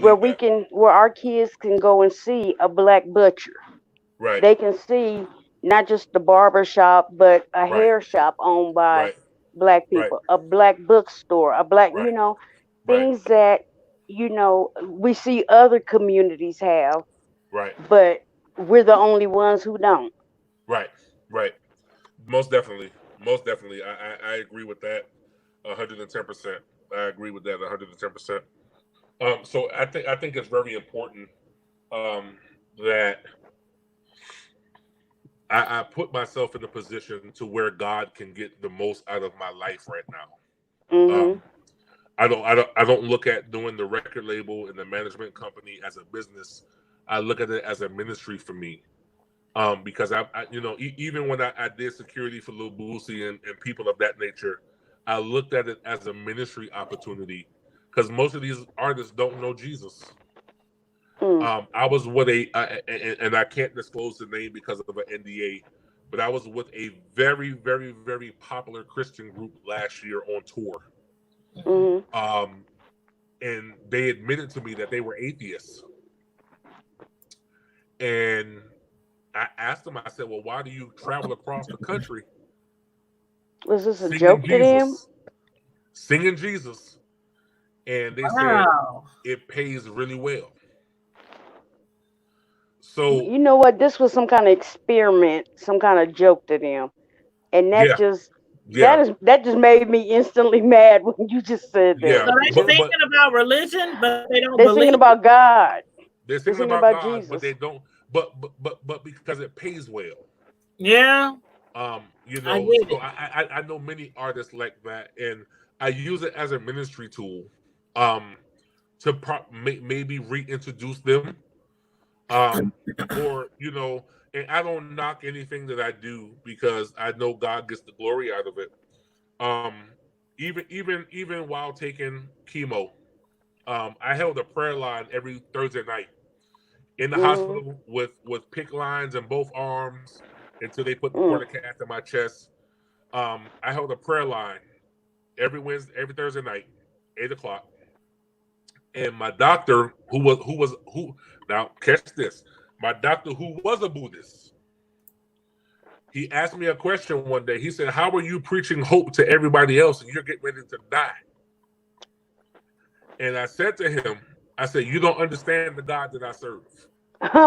I said, "What I would like for you to do," I said, "I would like for you to come back and sit in the room and listen to my prayer line." And at that time, I think I was having a faithful 500 to 600 people on the prayer line with me, because I had actually started a blog about a preacher who had leukemia in stage 4. And I started that blog, and people really began to come on the prayer line, and he converted his life 2 weeks later over to being a believer. And I still stay in contact with this doctor to this day. And I said, "How does it feel to serve God?" He said, "It feels wonderful." He said, "I tell every one of my patients about God." I said, "God, that's what I live for." Driving entertainer coaches with the celebrities, it's not about the pay to me, even though the money is really well. It's about seeing the reaction of their faces when they get to a place and they got there safely.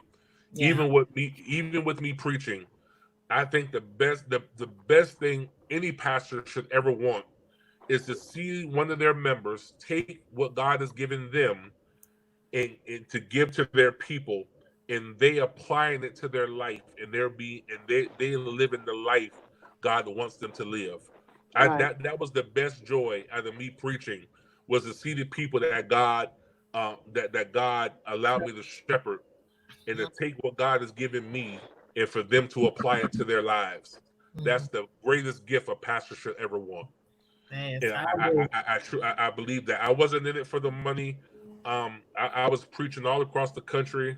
I preached somewhere everywhere. I preached for Bishop Noel Jones. I preached for Cheryl Brady. I love him. I preached for some of the most predominant preachers in Christianity. But the joy of seeing somebody delivered and set free, what was one of the greatest things I could ever want out of ministry. You know, that's something I've always loved about ministry. It was never about the money to me. Of course, there was an honorarium attached to me coming to preach, but at the same time, it was, God, who do I need to speak to? What do I need to do? Where do I need to go? And to this day, I still pray about things before I do them. You know, anything with the groups or the people that I manage, I pray and ask God for a strategic plan on how to do what I do. Sometimes I get a little ahead of myself because I get excited, but I rear it back in and say, God, is it the time to do this? And you know, I get into it with my team all the time, and some of my team members are probably on the line, like Herb O'Neill. Some of them are probably on the line, and I get frustrated with them sometimes, and I have to go back and say, God, is this what I need to do? And God will say, yeah. I said, I shut my mouth. You know, again, with this interview, I had to really ask God, is it time for me to do this? Is it time for me to release this again? And, you know, when he gave me the sanction, because trust me, if he'd have told me no, I'd have called you like, hey, we need to reschedule the call. I know. I'm not gonna lie. I was like anticipating the interview, but then like some part of me, because I have been in that situation before growing up, and almost every single female I know have been in that same situation growing up. What's that? It's very hard to talk to. Being sexually assaulted, incest, rape. Almost every single female I have ever met, whether it's a coworker, a family member, a friend, a classmate, they all have a story. And a lot of those stories never get told in fear of people will look at them like, oh, I don't believe you. Like when the Me Too movement came out, first thing people said, oh, they just jumping on the bandwagon. They just, all these people ain't been touched. All these people, they just, want attention. That's like the main thing people say when, are you sure that really happened? They just looking for attention. They just, trying to have a moment. So a lot of people been through that, and it's hard just to talk to somebody one-on-one. So yeah, I ain't gonna lie. I was like, I wonder if we gonna have this interview or not. Well, I had that same inclination when I went on the Now Network. When I was on the Now Network talking about it, I said, Lord, this get ready to hit 21 million homes. Am I ready for this? I'm like, God, really? And this is what he told me. He said, if you be ashamed of me, I'll be ashamed of you. And at that time, I said, you know what, God? I'm all in. My mother used to always say that to me. I'm all in. Like, if you're ashamed of God, like, she was always trying to make us go around with her and knock on people's doors. And oh no, I ain't knocking on nobody's doors. I have never been ashamed to talk about God. I am one of the first people to jump up. I don't care where I'm at. Somebody start talking about God, and I say, "Hey, come on, I'm ready to talk." I'll go to church. I'll go to Bible. I'm knocking on nobody's door. I'll go to Bible, but I don't. I just feel like that's an invasion of their privacy.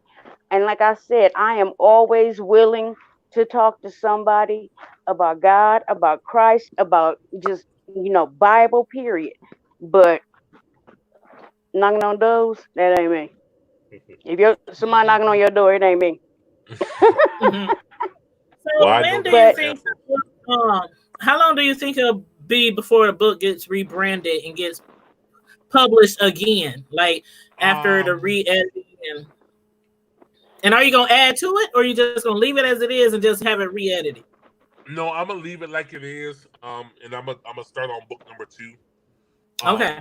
Book number 2 actually have the first 8 chapters written already. Okay. I just been so busy that I haven't had time to focus on that. I really think probably mid 2021 maybe. Okay. Because I have a lot to do with my group that I'm managing right now. And we're getting ready to bring in another group here shortly. An all-female quartet group. Oh wow! Now hold up. Speaking of your group, have you found anybody yet?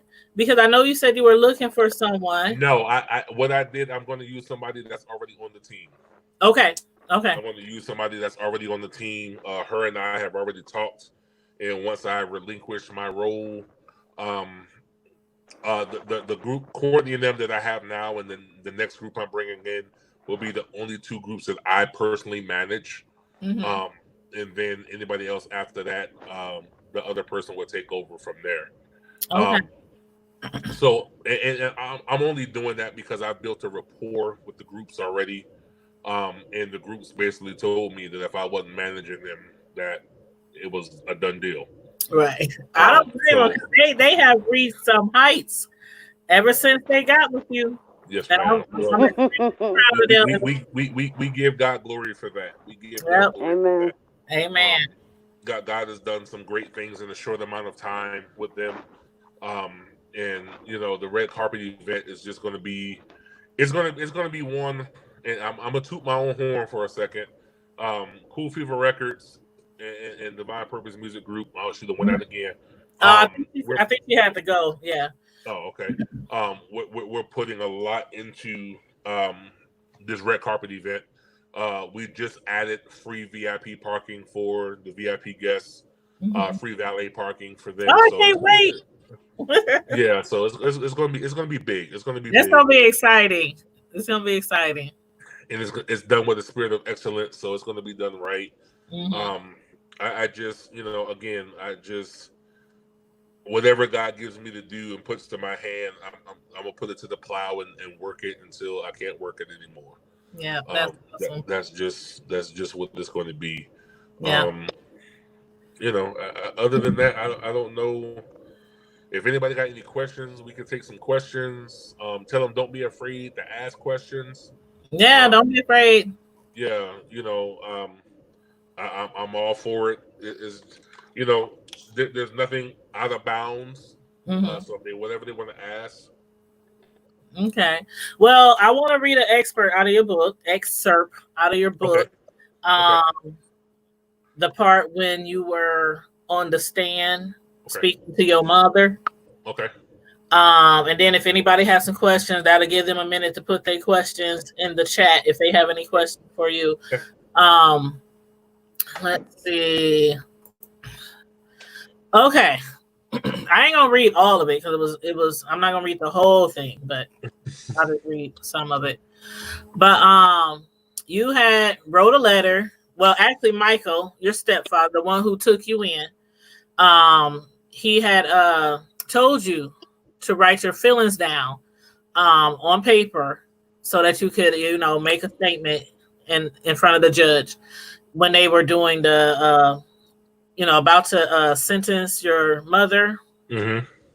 And so you had got up there and you had read, from your heart what you had to say to your mother.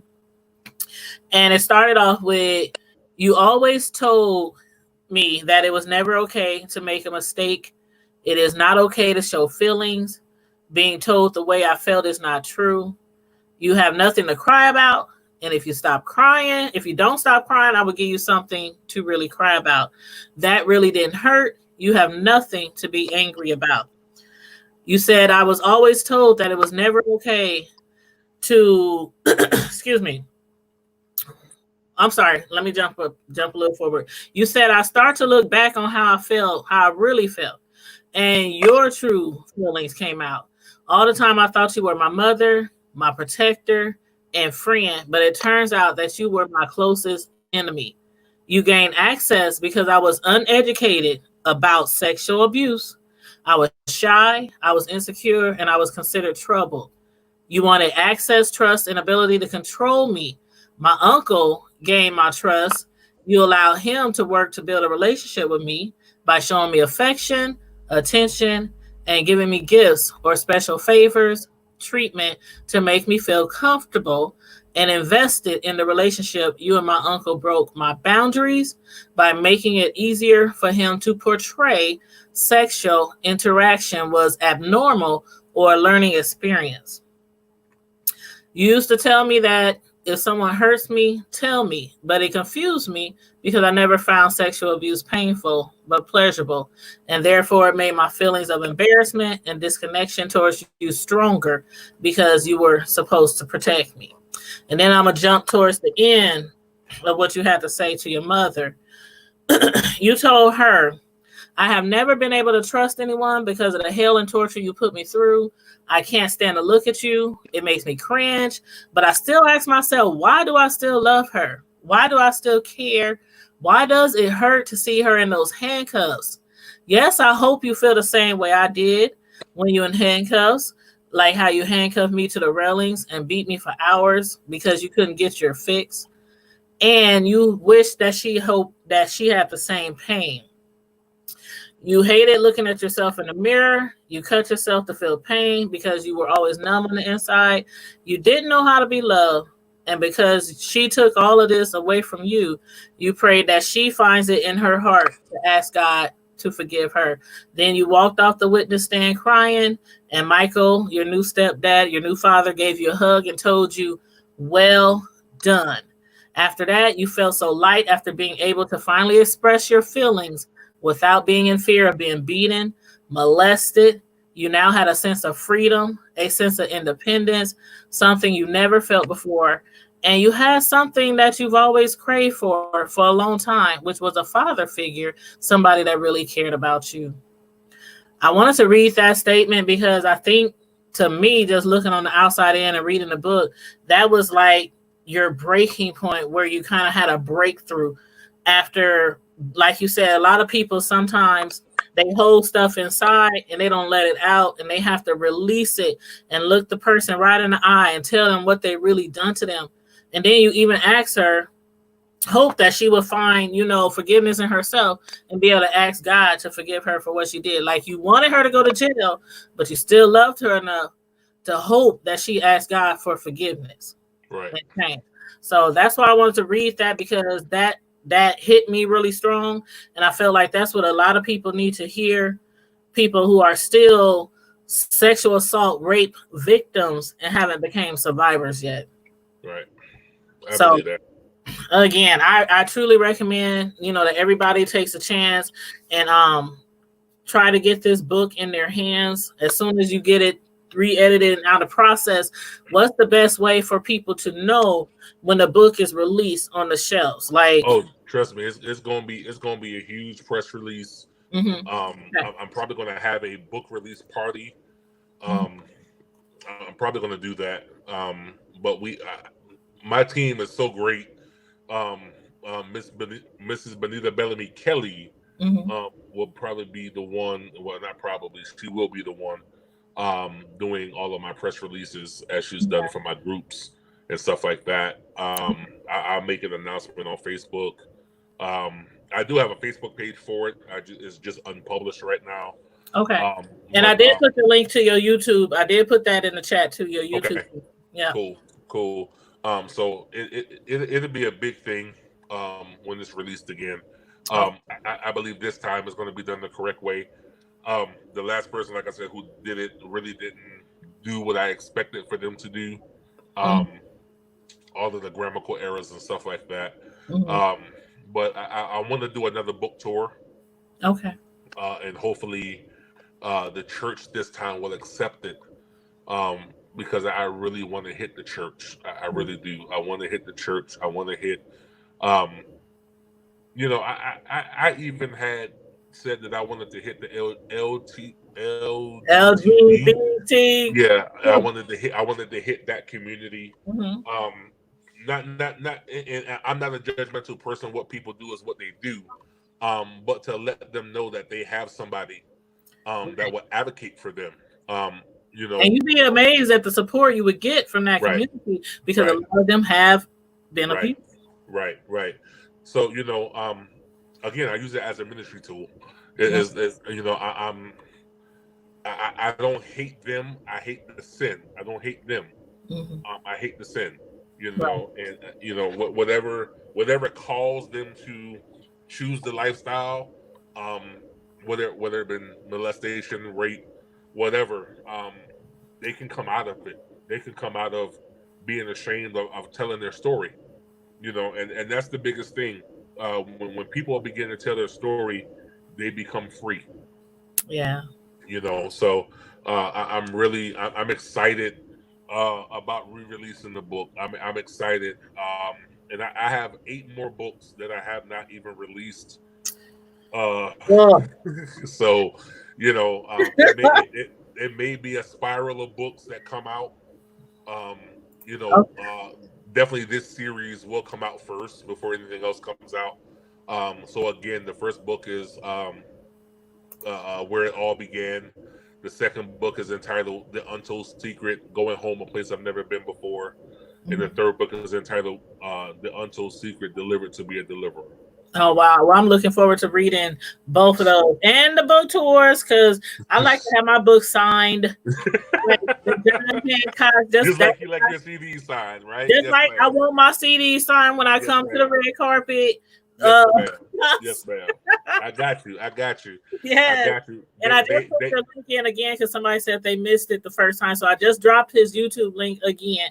So all you got to do is just click on it, go to his channel, hit subscribe. Make sure you hit the notification bell so that you will be notified every time he uploads a video or goes live on his channel. Yeah. I'm definitely I think I'm going to do. I did a series before on Facebook Live, talking about the abuse.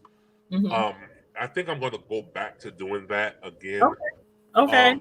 I think it's well needed. Again, uh, I really wish, and I know I have some leaders on the line that's listening because they've been inboxing me on Facebook.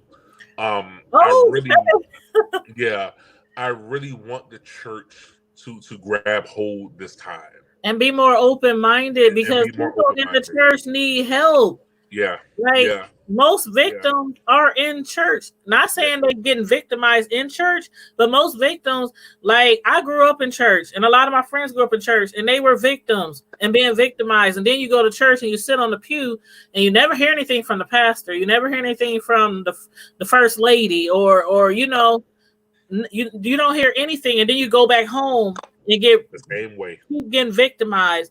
Nobody speaks up in church. Nobody talks about it. It's so taboo, and I hate that. Right. Well, I mean, again, you know, if we don't, if we as leaders don't know how to deal with it, we can't help the congregation. And this is why I wanted church leaders to join us tonight. I wanted counselors to join us tonight, because you're getting insight from someone who survived it. This is not something that I saw. This is not something that I made up. This is something that I actually went through and lived with, and live to tell the story.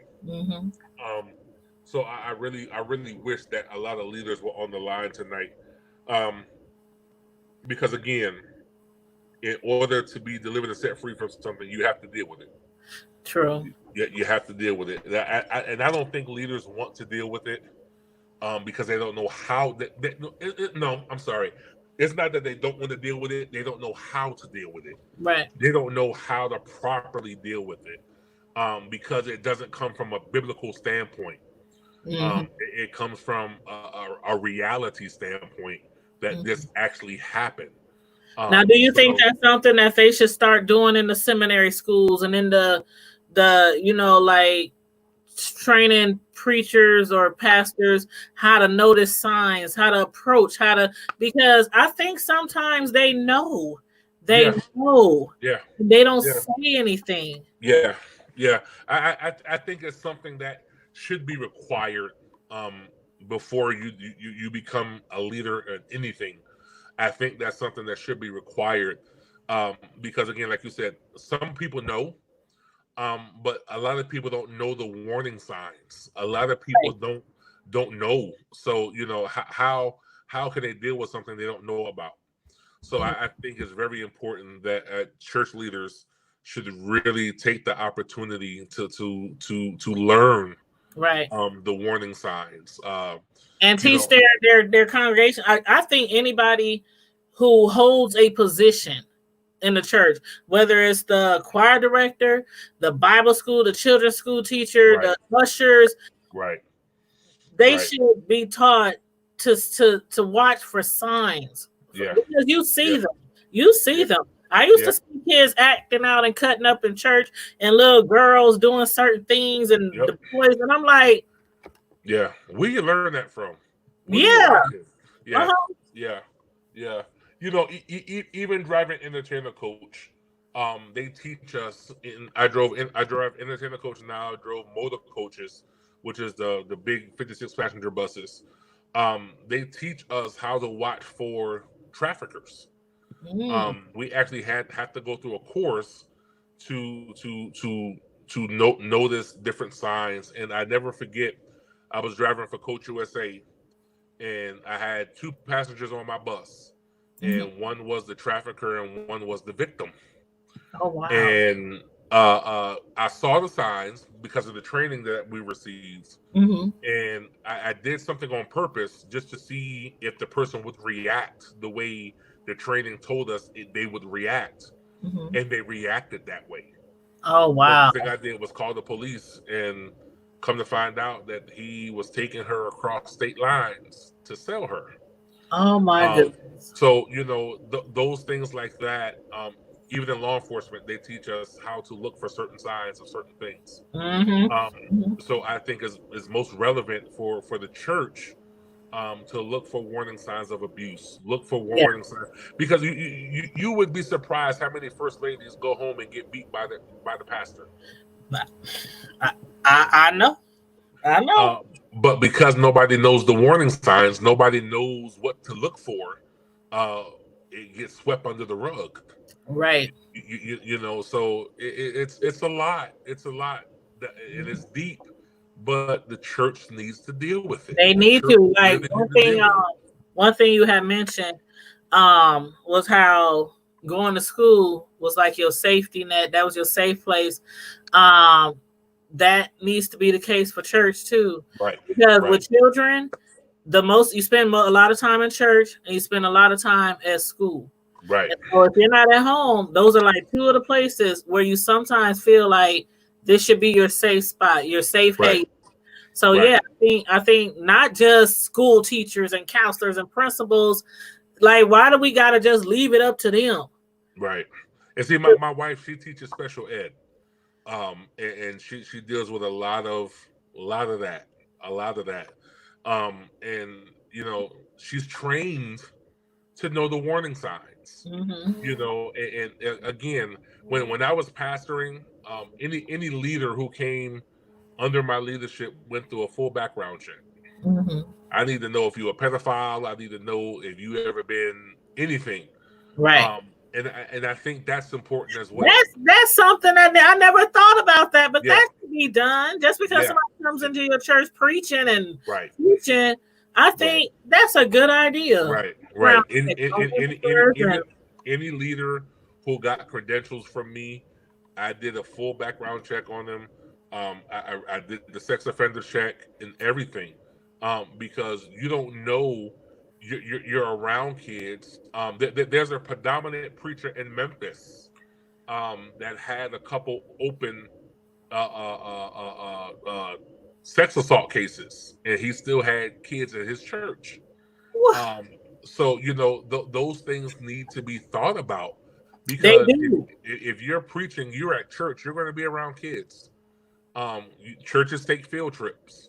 I never thought of that. I'm so glad you mentioned that. Yeah, you know, I need to know that you're going to be okay around kids. I need to know, like I have an app on my phone. I got grandchildren. I have an app on my phone, and it shows me where the sex offenders are in my area.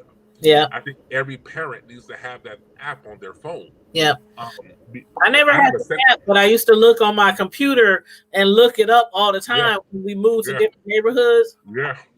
Yeah. There's an app that you can get to download on your phone, and it shows you their picture, what they were charged with, and everything. We found out that we have one that lived 0.5 miles away from us. Wow. And I got all my grandbabies are boys. And I'm very protective. I have 2 daughters. I'm very protective of them. You know, so I'm like, hey, we need to make sure that my babies ain't outside by themselves. Exactly. You know, so that there are certain things that we need to do as preventive measures, especially in the church. We need to be more vigilant. Families and church. Families, church, and the school. I think it, like they say, it takes a village, but sometimes it seems like that church doesn't be a part of the village. Like you said, they always preaching about God gonna give you this and God gonna pay your tithes and all this, but there are certain subjects that they shy away from that I think they should, you know, because of the organization they belong to does not validate those subjects. Yeah. They shy away from them because of the organization, quote unquote, that they belong to. You need to change that. They need to. And it's bad. It's bad that they shy away from those things when those things are the most. You know, it's funny. You haven't every preacher in America, just about, except for my dad and mom that I know of, preached about coronavirus. Has been preaching about coronavirus when the people need a message of hope, They need a message of God has not forgotten about us. They don't need to know about, they don't need statistics on the coronavirus. We see that every day. We Right. get an alert on Facebook every day by our governors and our mayors. They go live every day, the governor. And somebody else I'd rather not mention that wants you to drink bleach. Or disinfectant. We get a notification every day about statistics with coronavirus. We don't need to hear that. We need to hear that when God is still here, He's still God. We need to hear that though He slay me, yet shall I trust Him, and I shall maintain my ways before Him. That means even through this coronavirus, you still need to uphold the holiness that you stand for. We don't need to hear none of that anymore. I'm tired of the feel good messages. I'm tired of the hooping. I don't understand nothing when you sound like you're having an asthma attack. I need to know. I need something. I need something with some meat. I need something with some revelation. I need something, and revelation is what's going to keep us right now. It's not another prophecy. It's not another God going to give you a husband. It's not another God going to give you a house. It's not another God going to give you a car. I need revelation. What is revelation? Revelation is uncovering something that's already there. We just have not thought about it yet. Exactly. I need revelation. I need something that's going to keep me. A feel-good message won't keep me till Wednesday to Bible study. A feel-good message is going to say, what did he preach about? Because all I did was hear him holler. I don't know. There was no substance to the message. I need a message that's going to keep me when I can't keep myself. I need a message that's going to keep my mind stayed on Him when my mind is all over the place. That's what I need, and that's what the body of Christ needs right now. There's so many bishops that have died in this coronavirus. And I said it before, and I say it again. If you're in tune with the Spirit, you understand the changing of the guards that's happening. That's why all these older bishops, these older elders are dying off. It's because God is trying to make room for the remnant that don't care about what it looked like. They don't care about what it smelled like. They care about preaching God's word, the unadulterated word of God, and that's what it's about. That's what it's about. I had to tell one of my daughters, I said, your husband is going to be somebody who is not of your kind, that don't look like what you want him to look like, don't drive what you want him to drive. But it's God sending you somebody to see if you really would entertain someone who don't look like what you used to. Right, exactly. So sometimes what we're looking for is not what we need. Right. And when I step back in the pulpit this time, I'm not looking to make the people shout and jump. I'm looking to give people substance. I'm looking to give people revelation. I'm looking to give people something they never heard before. You got preachers mimicking other preachers' ministries and mimicking their sermons. I don't want to give you a recycled sermon. I want to give you something hot off the press that the Holy Ghost dropped in me, and He done changed my whole message. Even though I done studied this word for 3 days, when you get to the pulpit, God changed your message because it's not the time to release that word yet. Amen. So that's what we need now. We need that. We need that. And the church, the church is so confined to make. I don't understand. And it baffles me that you get hype off of somebody hooping, but you don't get hype off of getting revelation. They like to be pacified. And I know Pastor Rollinson, I know he said he was going to be watching. I hope he's listening, because I'm not coming to Omaha to give nobody a recycled word that's going to be 5 good minutes of this, and then we're going to shout our way out. No. Maybe on the last night we may shout our way out because we done got some revelation the first couple of nights. But until then, we need substance. Right. We need substance. I need, like this bottle of water. I need to be able to hold on to this like it's my last. And I need God to give you some living water, because if you drink of this water, you're going to thirst again. But when you drink God's living water, you'll never thirst again. I need some thirsty people that don't want to thirst anymore. All right. You know, so it's I'll time. be looking forward to it. Man, I don't know when this is gonna happen, but I don't know. I'm gonna see if Pastor Robertson going to do what he said, because he sure told me. He said, "Man, I'm looking for a meeting." I said, "Put me on the program, Doc," because he wanted. Soon, because cities and states is talking about opening up soon. So yeah. So Pastor Robertson, he fell in love with me after the pre-CD released, when he gave me the microphone, and God went to left field. I'm like, Lord, this is supposed to be a CD. You ain't supposed to be doing that. You're preaching though. And look, Pastor Robertson said, man, he said, I love every minute of it, man. I love every minute of it. But it's just time out for us playing around, and it's time for us to really dig deep and really seek God's face. This is, and let me say this. I'm trying not to preach, but this is not a plague of God. This is not God ordained. This is not even biblically. It's not even considered a plague. This is a wake up call. This is a wake up call. This is something that was man made, that was released into the atmosphere, and I believe it was to shake the foundation of the church. It was meant to shake the and it shook the foundation. It was shook. A lot of leaders passed away because of this mess. It shook the foundation of the church, and I hope and I pray that we as believers have waken up to realize God is not playing. God is not playing. God is tired of the hoopla. He's tired of all the scandal. Like now, they got the thing out about Brian Carn right now again. Right. He had symptoms of the coronavirus. What instead of ridiculing the man of God, pray for him. Right. Why write a whole article, and whoever released, I hope they find out who released that audio footage, because I hope they find out who did it. I hope so too. Because that was not meant for the world to hear. That was meant for his leaders to hear. And one of his leaders was on IG having a fit because they were trying to ridicule him. And we have to understand that Prophet Brian Carn, even though at first I did not like him, I'm going to be very honest with you, but he is a prophet for this generation.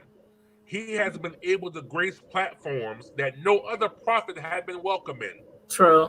Very true. So we have to give him that, and we have to realize accusations of persecution come right before spiritual promotion. And all of the accusations about him giving people STDs and stuff like that, that was something that was made up to try to discredit his character. Yeah. Just like when they had the big scandal about him reciting the psychic. That was all something to discredit his character. And that's what people do. And that's why it's so important to be connected with people who have something to lose. When you're connected to people who don't have nothing to lose, all they do is sit back and try to ridicule and discredit your character and your integrity. It happened to me. It happened to me. My ex-wife did it to me. She tried to discredit my character and whatever God had built. She did it to me. What? She put something out on me that literally shook my foundation. It shook what God built. It shook. The churches left me after she did this. But God had a ram in the bush. It were people that knew what she posted was fake. Lord, I'm not gonna get into that. I'm not gonna get into that. We ain't got you started. I'm not gonna get into that.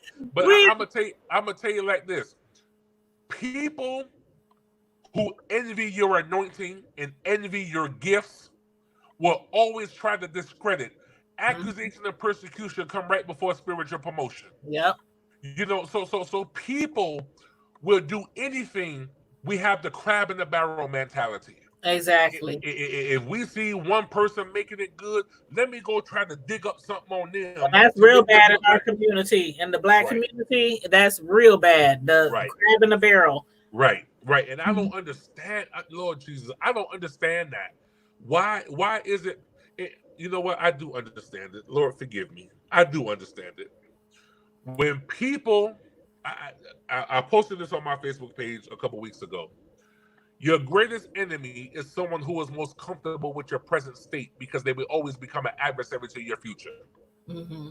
When people are comfortable where you are, they never want to see you grow. They never want to see you prosper. And that's why I always say, if you have a project mentality, you would never understand my view from the penthouse. Mm. And a lot of people have this mentality of if you're on welfare, stay comfortable on welfare. Right. No. If you on Section 8, don't try to buy a house. Exactly. You're my adversary. You're my enemy because you don't want to see me prosper. Right. And a lot of people, even in the church, when I wrote the book, Understanding the Traits of Jezebel, I wrote that book. And while writing the book, God revealed to me that I was married to Jezebel.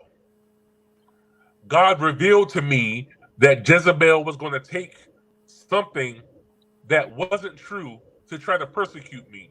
And literally it happened. It happened. So we have to understand that when we have to be so careful that who we allow in our delivery room when we try to give birth. Mm-hmm. If you take a natural delivery room, the delivery room is sterile. People have to wash. They have to sterilize themselves so no infection can infect you or the baby while the baby's in the birth canal. Right. Take it in the spiritual realm. When you're giving birth to destiny, when you're giving birth to business ideas, when you're giving birth to ministry, everybody can't be in your delivery room because your delivery room is a place of vulnerability. Mm-hmm. It puts you in a place where you're acceptable to disease. Mm-hmm. And disease only happens when you're out of the will of God. Mm-hmm. Catch that. Disease only happens when you're out of the will of God. So when you're out of the will, you're not protected. Right.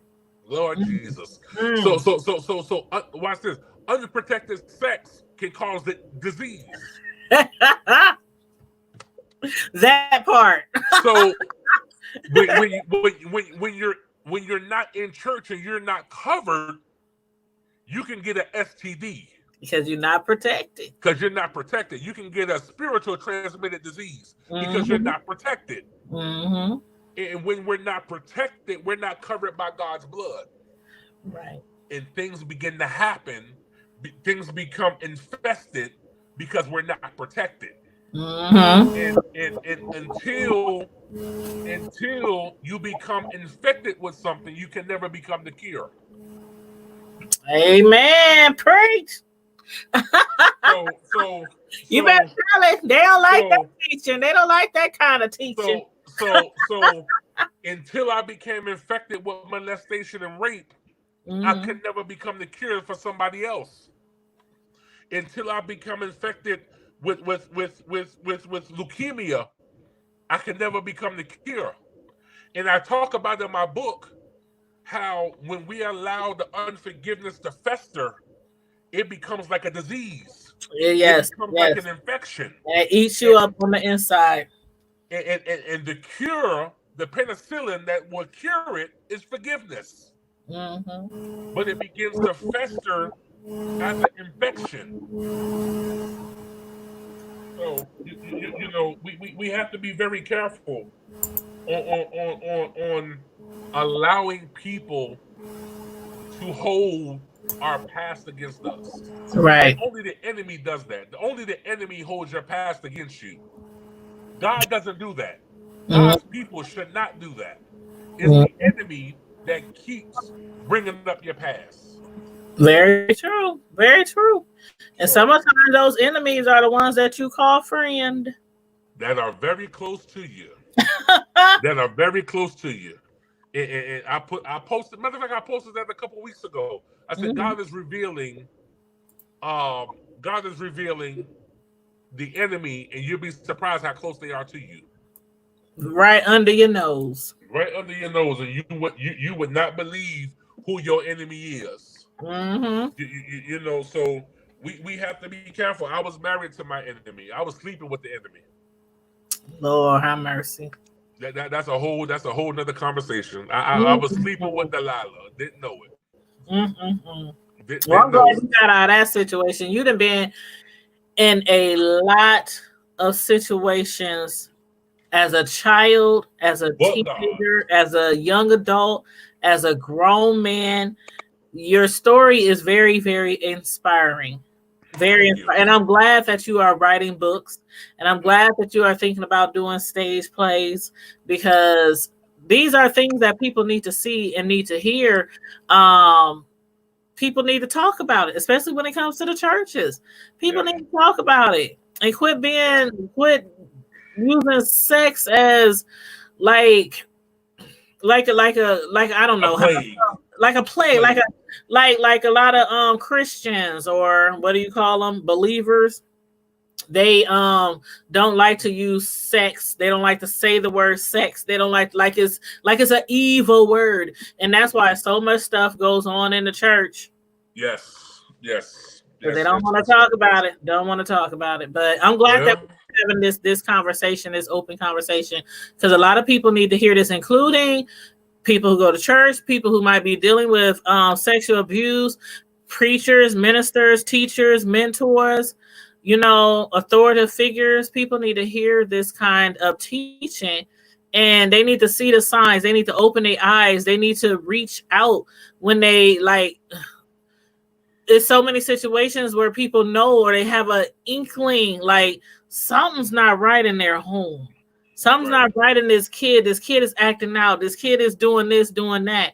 But the people in the church don't reach out and try to find out what's wrong. They might pray about it.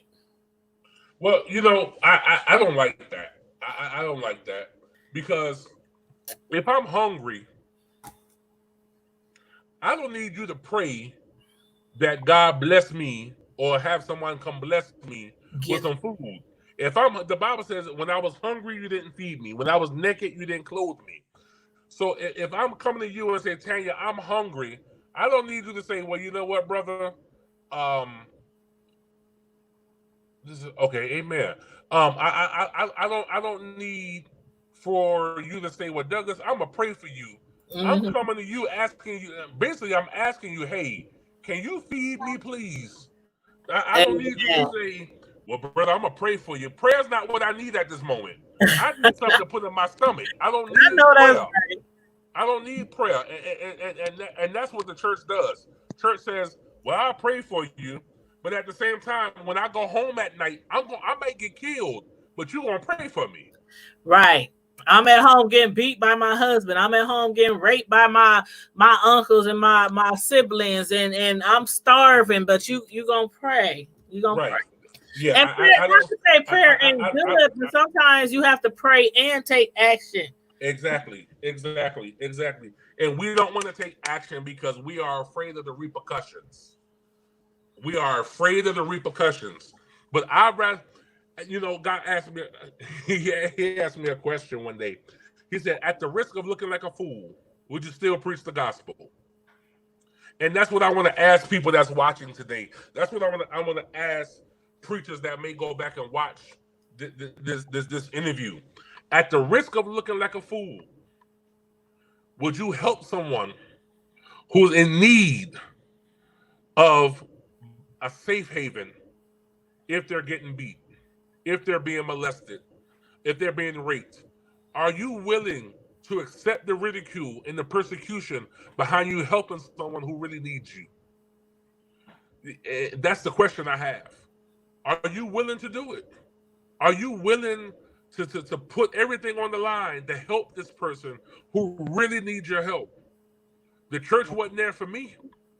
When I needed them, I was preaching to them, going home and living in hell. Are you willing to help someone? Are you willing to go on? Because see, we're supposed to be the front line people. We're supposed to be the prayer warriors. We're supposed to be the church is supposed to be a hospital, a safe haven. A lot of the preachers use the church as a boxing ring, as a judgment zone. Yeah, they condemn you. Well, what did you do to deserve that? Why does it have to be what did I do? Why couldn't it be I was an innocent person and this happened. You know, and that's some of the really cool. Even when I posted the link about the videos, I told you about this earlier. I had a leader come in my inbox. How dare you challenge me? The only challenge was in the Bible when the devil challenged God. I said, you know what? You too super saved for me. I said that's why some of your people probably suffering from what I'm getting ready to talk about because you super saved. Super saved. You so what's the saying? You so heavenly minded, you know earthly good. You super saved, and we have too many super saved Christians in the church. We do. You so holier than thou. I absolutely agree. Holier than thou. And it burns my spirit to know that we have these people dying in the pews and nobody's willing to help. Yep. It needs to change, and it got to start somewhere. Somewhere. Somebody said they done sowed the seed for this interview tonight. Oh. Praise the Lord. They done sowed the seed. Yes, sir. Oh, okay. I see it now. Yes, sir. Yes, sir. Miss Hall said she would help too. I would help. Like I said, I've experienced stuff like that before growing up, and I know a lot of people who experienced it too. So yeah, I mean, I'm not no preacher or nothing, but you know what? It don't even matter if you're a preacher, teacher, whatever. It's just the simple fact of people that know what's going on. Are you willing to do what it takes to help somebody get out of what you used to be in? Exactly. And I think that's one of the issues why preachers won't touch this, because they don't want people to know that they used to suffer from the same thing. Bingo. There's no transparency in the church, and that's what's missing. They'll talk about them being a drunk. They'll talk about them used to being addicted to drugs, in the clubs, being a womanizer, all that kind of stuff. But how many preachers really talk about being sexually abused? And we know they out there. There's plenty of them out there. But because they're afraid of the repercussions behind it, they won't talk about it. And people always trying to protect the victimizer. It's more of that. Sometimes it's more of them trying to protect the victimizer because they don't want everybody coming at them. Like, if you really go out there and say, yo, uncle did this to me, I mean, the backlash that you could possibly face. Well, you know what, Tanya? I thought about that too. I thought about the backlash. Before I wrote the book, I thought about the backlash. I thought about what my family would say. I thought about all of that. And I was going to ask you that too. How did your family react to the book? When I said, what the HE double hockey sticks, I don't care. Because I needed to be free. Mm-hmm. This tormented me for the majority of my life. And when I got tired of the torment, I have sabotaged business relationships. I've sabotaged personal relationships. I've sabotaged things because I was still dealing with this. Mm-hmm. I sabotaged one of the biggest business deals of my life, and I'm not afraid to say it. I sabotaged a $16 million deal. Wow. Because I had trust issues. I sabotaged a $16 million deal because I had trust issues. And for me to see somebody else get it who didn't deserve it made me sit back and think. I had to go reevaluate myself. Mm-hmm. Because again, when things were too good to be true or too good, I sabotaged them to protect my heart. Mm-hmm. But when I found out that it should have been me, mm-hmm. A $16 million deal. That's a lot of money. A $16 million deal. I sabotaged because I had trust issues. I've sabotaged personal relationships because of trust issues. I almost sabotaged my marriage because of trust issues. And I had to really go, and there's a chapter in my book called The Man in the Mirror. I had to go back and evaluate the man in the mirror and ask myself, am I worth it all? Am I worth it? And when the Lord told me I'm worth it, I'm all in. I'm all in. I'm all in. Wow. You know, so I've sabotaged a lot of things that really could have benefited me. And I get it. I get it. I understand. It's hard to trust. Even, I mean, when you've been not believed for a lot of years, when you've been the people who loved you or the people who should have loved you the most hurt you the most. And then on top of that, when you thought you found another safe place, somebody else hurt you. Thought you had another safe place, somebody else hurt you. And I get it. I get it. It's hard to trust when you've been through so much like that, with so much distrust in your life. Yep. It's hard. It really is. It's hard, you know, and I'm still learning how to relinquish authority. She's a self-sabotage. I deal with that too. Yeah. Well, Ms. Hogg, I want to say this to you. When you make up in your mind that you are worth it, when you make up in your mind and know who you are and whose you are, that self-sabotage spirit will go away. A lot of times we self-sabotage because we're afraid of success. When you're always used to failing at things, we sabotage them because that's what we're used to. We're used to failure. For a long time, I dealt with afraid to be successful because I felt like success was a setup for somebody to do something to me. So when you deal with you, I heard something. I heard somebody say this: before you can get delivered out of something, you must get delivered in something. If you go back to the story of the three Hebrew boys, they didn't have to come out of the fire to be free. The Bible says when they went into the fire burnt the ropes off of their hands while they were in the fire. And God used the same people who set them up to kill them. God used those same people to bring them out of the fire. Right. So in order for us to get delivered out of something, we have to get delivered in it.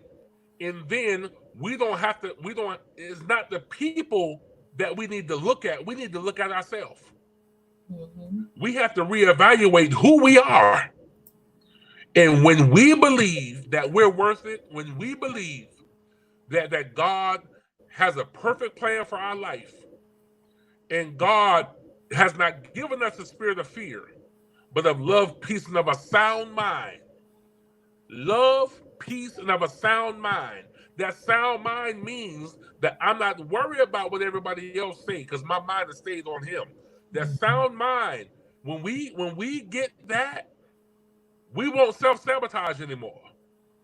Because sabotage is something created by the enemy to make you forfeit your destiny. Exactly. And God does not want you to forfeit your destiny. God has a plan for your life. The Bible says that I know the plans and thoughts I have of you, of good and not of evil, to get you to an expected end. And Ms. Hogg, when you know that God has a perfect plan for your life, He knows the plan he has for you that are good and not evil. You will then be released of that spirit of sabotage.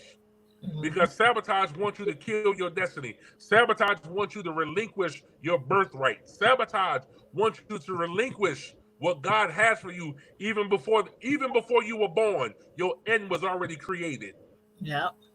And you have to realize, you have to realize that he is an omniscient God. He knows the beginning before the end. And his plan for you is not to be self-sabotage. His plan for you is good and not evil. His plan for you is to be successful. Whatever you put your hands to do, you need to go ahead and do it. Whatever God told you to do, you need to do it. That's the only way you're going to become free in your mess, is when you begin to do what God called you to do in your mess. That's right. Great. So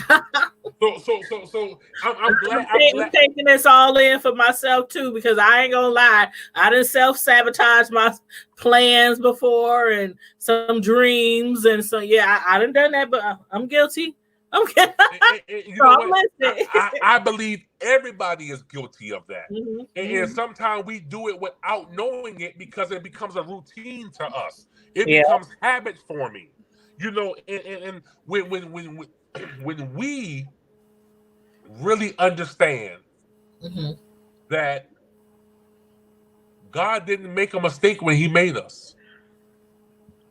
You know, when I used to cut myself and when I actually committed suicide, I thought God made a mistake. And God don't make mistakes. Right. God has your life planned out. And he plans for us to have obstacles. He plans for us to fall, because the Bible says a just man falleth 7 times, but he has the sense to get back up again. And if we would accept the plan that God has for us, and accept the obstacles, and accept the fact that God knows we're not perfect. He, the only perfect one, he sits at the right hand of the Father, make intercession for us. Right. Nobody's perfect. We all fall short. When we can accept our flaws, because trust me, I still got flaws to this day. I'm not perfect, but I learned to accept, you know what? That's just who Douglas is. You're right. and I can accept that now. I can accept when I make a mistake. I don't get mad at myself because, you know what, man, I should have did this another way. You know what? Like today, I was cleaning my garage, and I knew putting a certain box on top of this box, that box was gonna fall eventually. And I did it anyway because I was tired. I was trying to get through. I was rushing through it, and when the box fell, something broke. Oh. But guess what? I accepted I said, that's my fault. I said, I knew better than doing that. I done that before too. Right. But what happened? Right. But before, I would get angry at myself because I made a mistake. It's okay to make mistakes. Mistakes are meant to teach us a lesson. Yeah. And some mistakes can turn into the biggest blessings. You know, I told Courtney one time, I said, our curse just became our blessing. And he said, what do you mean? So we did something backwards, but it actually turned out to be a blessing for us. I said, our curse turned into a blessing. And we didn't panic. We said, you know what? It is what it is. And sometimes we have to have that mentality. You have to. We messed up. It's all good. We're going to learn from it. We're going to move on. What lesson learned? Lesson learned. Teaching moments. But check this. If we understand that it's a mistake and it's a teaching moment and we learn from it. Right. A lot of us don't learn from the mistakes. That's why we keep going in circles. Exactly. What's the old song say? You got me going in circles. Well, we keep asking forgiveness for the same old thing. Exactly. And keep doing the same old thing. Exactly. Because we have not yet learned from that. Right. And, you know, out of all of what I've been through, I learned 3 things. It's okay to be me. It's okay that I'm imperfect. And it's okay to know that things happen. Yeah. Things happen. And again, I don't blame her. I blame what she was going through, and because she never got help for her molestation, she only knew what she was taught. Right. And I say that to any married person that's on the line, anybody who's watching. Sometimes, and I tell my wife this all the time, sometimes we can't go to that person and ask that person how to be loved. We have to go to the one who created them. That's the only way we're able to fully love somebody past their pain. Is when we go to the creator and say, God, show me how to love this person. Because they had a messed up, their life has been jacked up, tore up from the floor up. How do I love this person in all their imperfections? Because we ask God for a perfect mate. We want him or her to be this tall, have these kind of curves and all this other stuff. But we don't ask God, how do I love them past what they've been through? Right. Because I'm gonna be honest with you, I'm a hard person to love. And a lot of people have baggage. A lot of because of what I've been through. I'm not gonna say I am. I was a hard person to love. Mm-hmm. But when I told myself, Douglas, let go. When I let go, I became much gentler. I was always the hard one. I was the one, you make a mistake, I'm going to ridicule you, because that's what I was taught. Mm-hmm. I was taught it wasn't okay to make a mistake. I was taught you had to do things the right way the first time. And when I said, you know what, if I make a mistake, I make a mistake. Right. When I got grown, I'm like, you know what? Listen, when we we punish filled ourselves too much sometimes. When we filled out our paperwork for the LLC, I checked one box wrong. Mm-hmm. And we could not open an account because that box was checked wrong. Mm-hmm. Instead of me panicking and getting upset, I made a phone call. I said, hey, we checked the box wrong by mistake. We can't open this account. How can we fix this? Mm-hmm. They fixed it. They emailed it right back to us. And I said to myself, I said, you know what? I was moving too fast. Oh, well. Oh, well. Lesson learned. Right. I know what box to check next time when I help somebody else do their LLC. Exactly. I know what box to check. So I take that. I take the little things. Mm-hmm. And just FYI, I do help people start their businesses too. I do LLC paperwork. I do nonprofit 501c3 paperwork. I know how to do all that good stuff too. All right. So yeah, because I have a 501c3 as well. So for those who might be interested, I'm of course going to put all your contact information. Right. So it is, and I'm a certified life coach. I have my certification as a life coach. So if people want to book a session to talk about stuff, we'll sign an NDA, a non-disclosure agreement, and we can do sessions. I'm down for it, because my life again is going to be used to change a generation, and I'm changing them one person at a time. I'm a hard life coach. Now, y'all, I'm a hard life coach. I've been married 29 years, and I'm still trying to understand how to deal with stuff from my hubby past and my own. I ask God for guidance. That's the perfect thing to do. Mm-hmm. That's the perfect thing to do. Your husband, and I'm speaking from a man's standpoint. Us as men never tell a woman how we want to be loved. I know for a long time, I was a shell to my wife. I wouldn't talk about certain things, and when she would ask me certain questions, I would get angry with her, because she asked certain questions. And she told me one day, she says, "Babe, I'm just trying to understand who you are." And just last week, I finally read my book to her, and she now understands why I react sometimes the way I react, or I do certain things a certain way, because I'm very particular in certain things that I do, or certain clothes that I wear and stuff like that. And she now understands And men are not great communicators. Yeah. We're not, and I'm first to admit I'm still working on my communication skills. Even as a business owner, I can come off, like sometimes I'll text Courtney, "Hey, I need this done. I need it done now," and my wife was like, "Babe, don't say it that way because you're sounding demanding." I said, "Well, I need it done." She says, "No, if you do it this way, it doesn't come off as harsh." Right. So my wife is a praying woman, and she prays and asks God how to deal. Like there's certain things that I never thought that she would say to me that really make me think about certain things, and because it's coming from a woman, I get kind of offended sometimes. Well, I'm the man, I know what I'm doing. But the Bible says, and this is what pastors don't preach.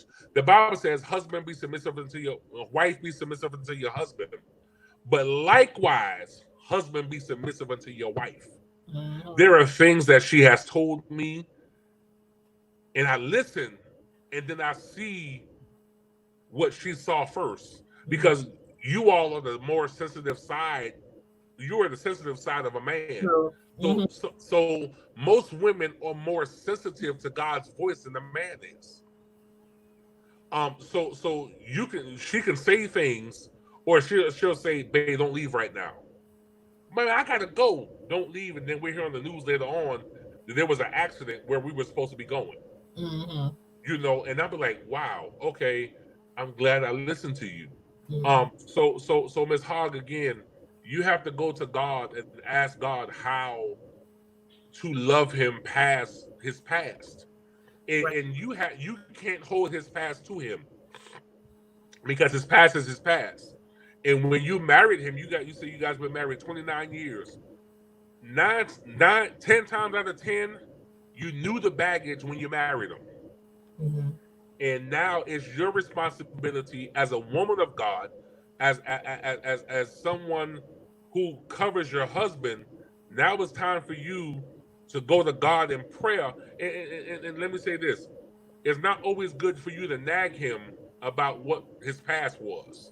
Sometimes if you go to God and ask God, God will reveal that to you and teach you how to navigate through his past. And let me tell you something. Let me tell you a good ancient secret that my wife has done. She'll feed me real good. She'll do certain things, and then it relaxes me enough to open up to her. Food is a man's heart. Yeah, but it could be something. It could be something simple as us just going for a ride, and that relaxes me enough to open up to her. So you have to be. Sometimes you have. It's not being cunning. It's you have to be very creative when you have a man who has been through hell and high water. I would say you have to be very creative on how you allow him to open up to you. And one thing my wife never done, she never forced me to open up to her. When you force a man into a corner, they come out fighting. Right. They come out on the defensive. But when your husband knows that you genuinely have his best interest at heart, when he knows you're not going to nag him when he doesn't talk, that's when he's going to talk the most. That's when he's going to talk the most. When you allow him to know, babe, your past is your past. I love you in spite of, not because of. Right. We're more susceptible to say, you know what? Well, this is what happened. And when I read the book to her, she really understood me. She understood why I would react to certain things, or we like to play a lot. We play all the time. We be silly, and she would do certain things, and I would like, okay, let me give you a perfect example.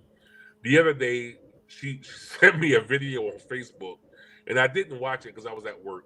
And when I got home, she made me watch the video. It was something funny, but it was scary.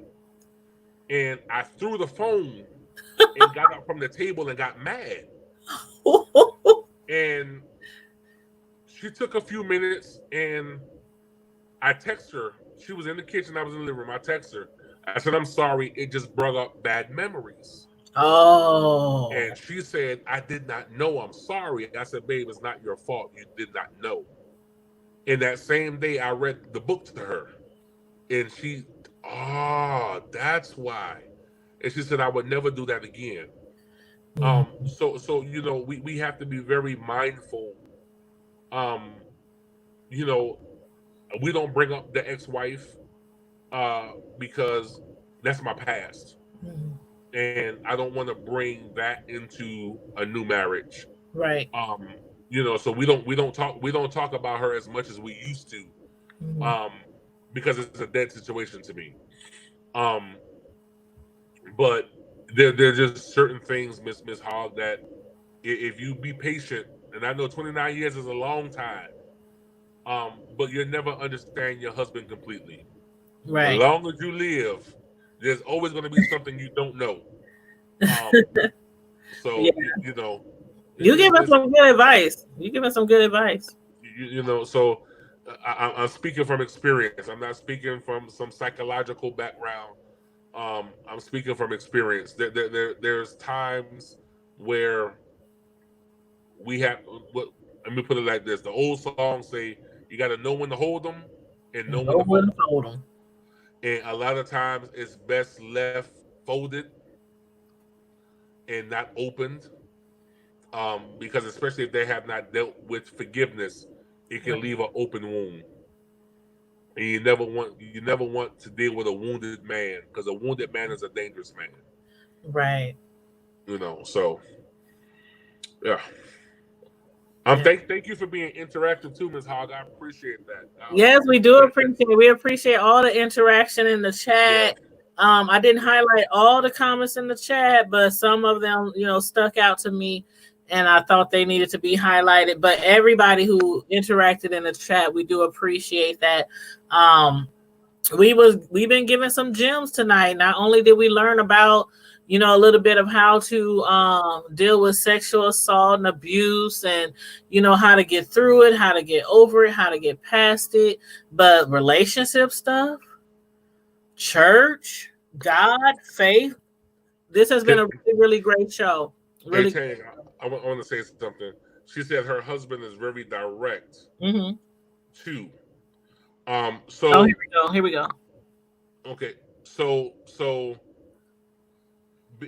a man that's very direct can be very harsh sometimes. I know my wife told me at the time, babe, you sounded so angry. I'm not angry. I'm passionate. But y'all passion is different from our passion sometimes. Right. But being direct is a good thing for him, because now he understands that he has he told me today that I am his rock, and he appreciated me. I was so touched. I'm a second wife, and I get it. Okay, well, don't say you're a second wife. Don't say that. Don't say that. Just like I don't like the term first lady. You ain't the first lady. You better be the only lady. Because when there's a first lady, there's also a second and a third lady. I know that's right. You better be the only lady. You better be the only lady. But for a man to express their feelings to their wife that you are his rock, cherish that. Yeah, cherish that to the utmost. Most men won't say that. Most men are not very affectionate. They're not very good communicators. I just become affectionate in this marriage. I wasn't affectionate at all. I was very, I touch you when I want to touch you, sleep with you when I want to sleep with you, and that's it. And that's because I still had issues with sex because of what happened, you know. But at the same token, I had to realize that they are not my mother. They are not the person who abused me. They are not.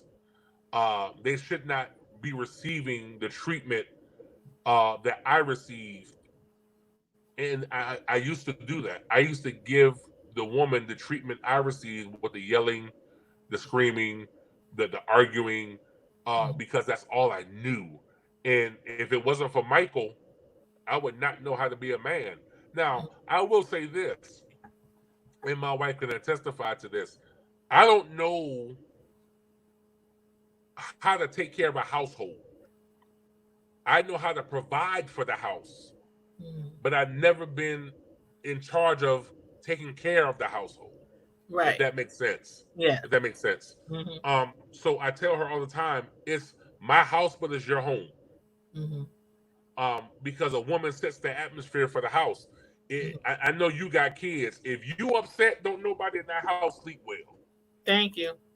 And a woman usually is the one to make the house a home. Right. Because she sets the atmosphere for that. Right. So I don't know how, and I'm not ashamed to say it, because I've never ran a household before. I've always been the one providing for the house and allowing the lady to, or the woman to take care of the household, because I've always been the one. I don't mind working. I don't mind giving my wife my whole check if I had to.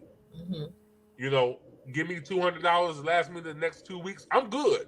That's how my dad was with my mom. He would come right home, take his little money out, his little beer money, his little cigarette money, you know, and give her the rest. He did that for years, forever. Yes. Because this is the thing. I 2 years ago, I finally learned how to balance a checkbook. Even being a business owner, I would have somebody else do it because I didn't know how to do it. And my thing was to protect my integrity. I don't have time to do this. You do it. Right. Yeah. And in reality, I never knew how to do it. You know, now I got 3 accounts and I know how to balance a checkbook now. I know how to do it, but I hate doing it. And I hate when I mess up. When I run off, and I gotta go through I'm calling the bank. Y'all done messed up. I'll be one number off. It takes me a whole week to figure it out. I'm okay with that now. I'm okay with that now because I have a woman that has my back. I have a woman that has my heart in her hand. It's no judgment when I don't know anything. And I think that's what we look for in a mate. We look for a person that has a no judgment zone. You know, by me being molested, there was a no judgment zone there. Right. There was a, you know what, babe, we're gonna get through this together. And I think that is the most comforting thing for a husband or for a boyfriend or a fiance or whoever you may want to call them. I think that's the most comforting thing to hear a woman say, I got you no matter what. Yes, I agree. You know, and for that wife or that girlfriend or that fiance, it's a good thing to have her man say, whatever we got to go through, we go through it together. Right. Because I truly believe that it's not the good times that makes a marriage worth having. It's being able to go through the bad times and come out on top together. Yep. And we've had some downfalls. We've had some times where we actually question, should we really be together? You know, Lord, I'm gonna tell on myself. I had got mad at my baby, and I told her, I'm packing up, I'm leaving. When you get here, I'm done with you. I'm leaving. And I told her when she got home, I told her, my first wife is deceased. Let me put it that way. My first wife is deceased. And my first wife got killed by somebody texting and driving. Oh, shoot. And she told me goodbye that morning. And we never say goodbye. We always say, I'll see you later. Right. And my wife went out with her sister-in-law, her mom, her sister-in-law, and her sister. And they don't ever come right back. So she didn't drive. She went with them, and she was gone for a long period of time. And I told her, I said, you knew you wasn't coming right back when you went with them. And me being, I'm spoiled.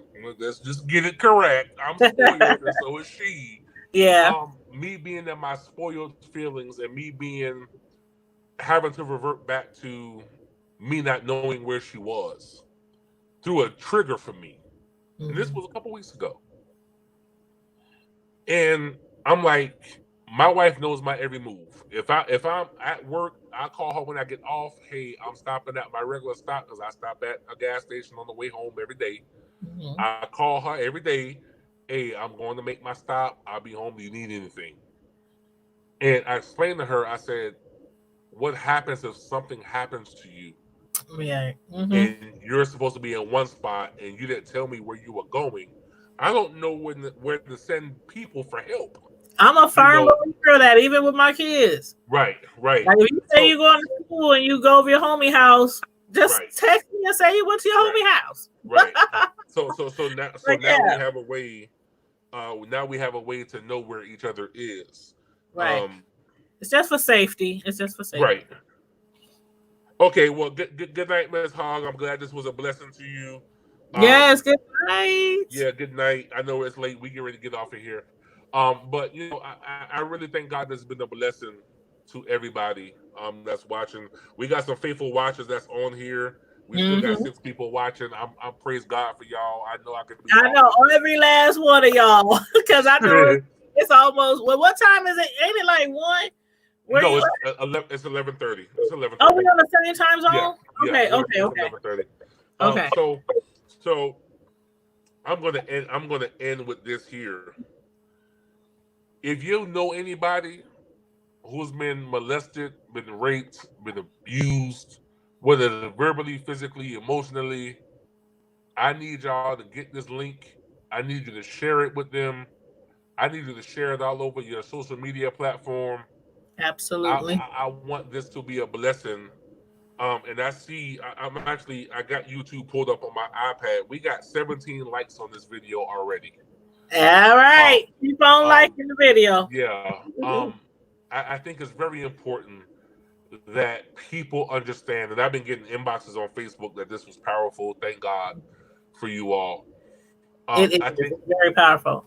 I think this is something that needs to be in the open forum. I would love to do a panel discussion with a couple other people, and have people just openly ask questions. And know this: a question that's not asked is a dumb question. There's no such thing as a dumb question. But if you don't ask the questions, it's a dumb question.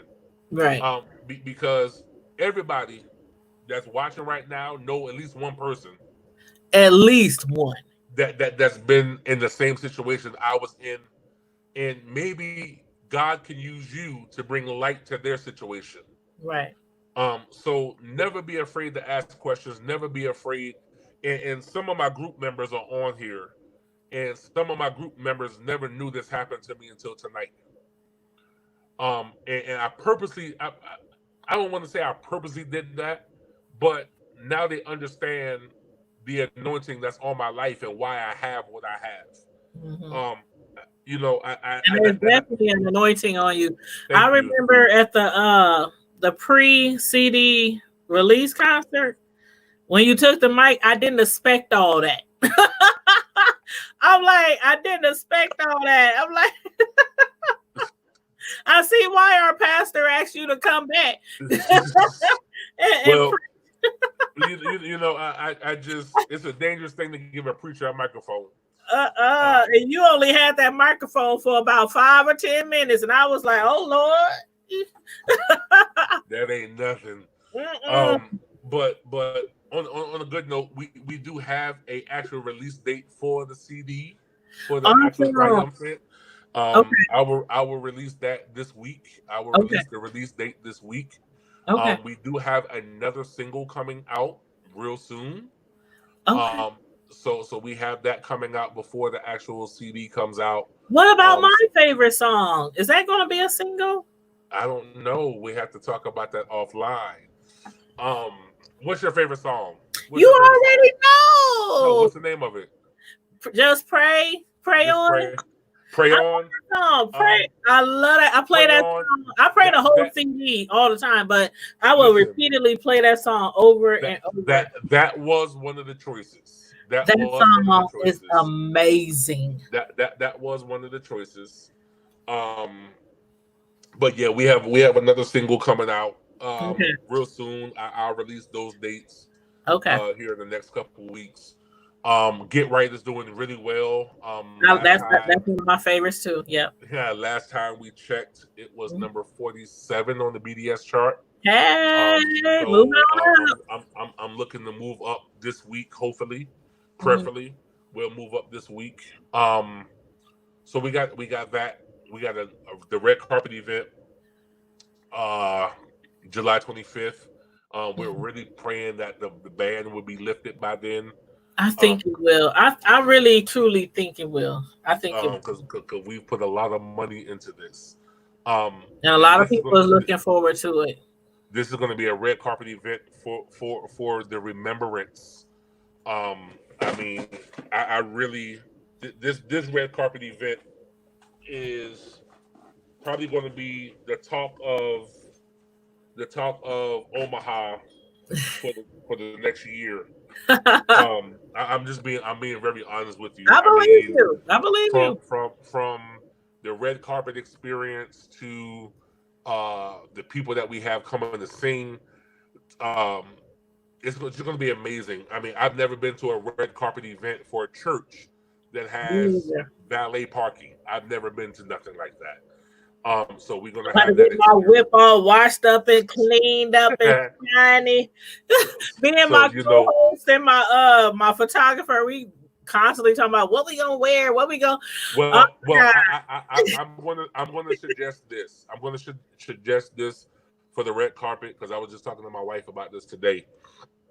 I would suggest doing your Sunday's best on the red carpet. So if you have a formal gown or anything like that, I would suggest wearing that on the red carpet and then changing for the show. I think that would be the best bet. I'm going to come in a tuxedo for the red carpet. My wife is going to wear something very formal.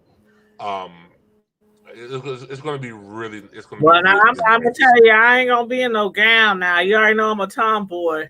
I'm being some slacks, but I'm gonna be cute. Okay. Okay. That's cool. That's cool. I'm gonna have me a little heel. That's cool. That's cool. But I mean, my co-host, she's gonna wear a dress though. She's gonna be. I thank the hood table for coming out and working the red carpet for us. We appreciate you guys. I want to know if there is a way that we can go live on your YouTube channel for the red carpet event. Yeah, we can. I can have somebody else record. That'd be great. That'd be great. So if you need another media pass, let me know. Yep. So definitely. Yeah, I'll definitely. Yeah, because it'll be me and my co-host and my photographer, and she's gonna get you, for the promo and all that kind of stuff. Okay. And so yeah, we'll definitely need another one if I bring somebody else to do the recording. Cool.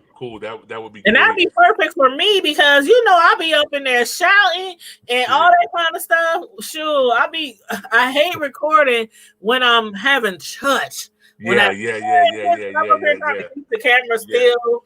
I'm like, So we're gonna be good. So we have that coming up, and then again I'll be signing another quartet group. An all-female quartet group, and I'm just them sisters bad. Is that the one I'm thinking of? The one. I'm not saying nothing out loud. Them sisters bad. That's all I'm gonna say. Okay. That's all I'm gonna say. All right. Them sisters is bad. So I can't release anything because we don't have legal contracts. And we do have an NDA signed, but I will say that these sisters are bad. They bad. They bad. Well, I'm looking forward to the CD. So that's happening. So I thank God for Courtney and them. Courtney and them have really been breath of fresh air for us. They have been a breath of fresh air. I love each and every one of them. They are my guys. You know, I don't have nothing bad to say about them at all. I don't know all of them, but I've been knowing Courtney since, 14, 15, 16. We go way back. Used to sing together and everything in school, and so I'm very happy for them. Very, very happy. I'm very happy to see them doing what they have always enjoyed doing. It's really cool to do what you love and to be recognized for it. So I'm very happy for them. Yeah. And we're only the best. Only the best. So May, June, July 25th. So tickets will go on sale June 25th for the Red Carpet event. They go on sale June 25th. VIP tickets are only bought online. Okay. So regular tickets, I'm actually mailing out tickets. I actually got the tickets the other day. They look amazing. So I'll be shipping some tickets off to Omaha this week. Shipping off. Actually, I'm shipping Pastor Rollison 25, shipping Prince of Peace 25, and Courtney and Marcus want tickets. So you tell Pastor Rollison I need 25 of his people or more at the show. For sure. Since he was mad. Look, since Pastor Rollison was kind of upset with me. I know. I didn't bring, but I told him, I said we needed a bigger venue. Yeah. So, you know, but don't worry. Tell him, you know, when we had this meeting, we gonna pack the church out. Definitely. You know, for the revival. Yeah, and tell them I'm gonna bring my guys so they can sing too. Yes, all right, that's what's up. Yes, sir. Yes, that's sir. What's up. Yes, sir. I appreciate you. I appreciate you so much for allowing me to share their platform with you. And we appreciate you too. To talk about this. I really appreciate it. Anytime you want me to come back, just let me know.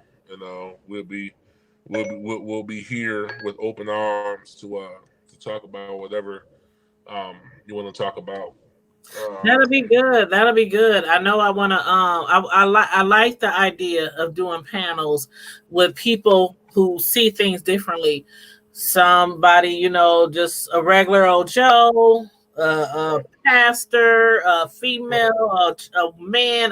You know, I like doing panels, and we can have up to 6 people, you know, on the panel, you know. And I had started doing one with, you know, Pastor Rollison. You know, we had done one before, and people didn't expect it to go the way it went because they would just assume I got my pastor on here and he's gonna just be preaching the entire time.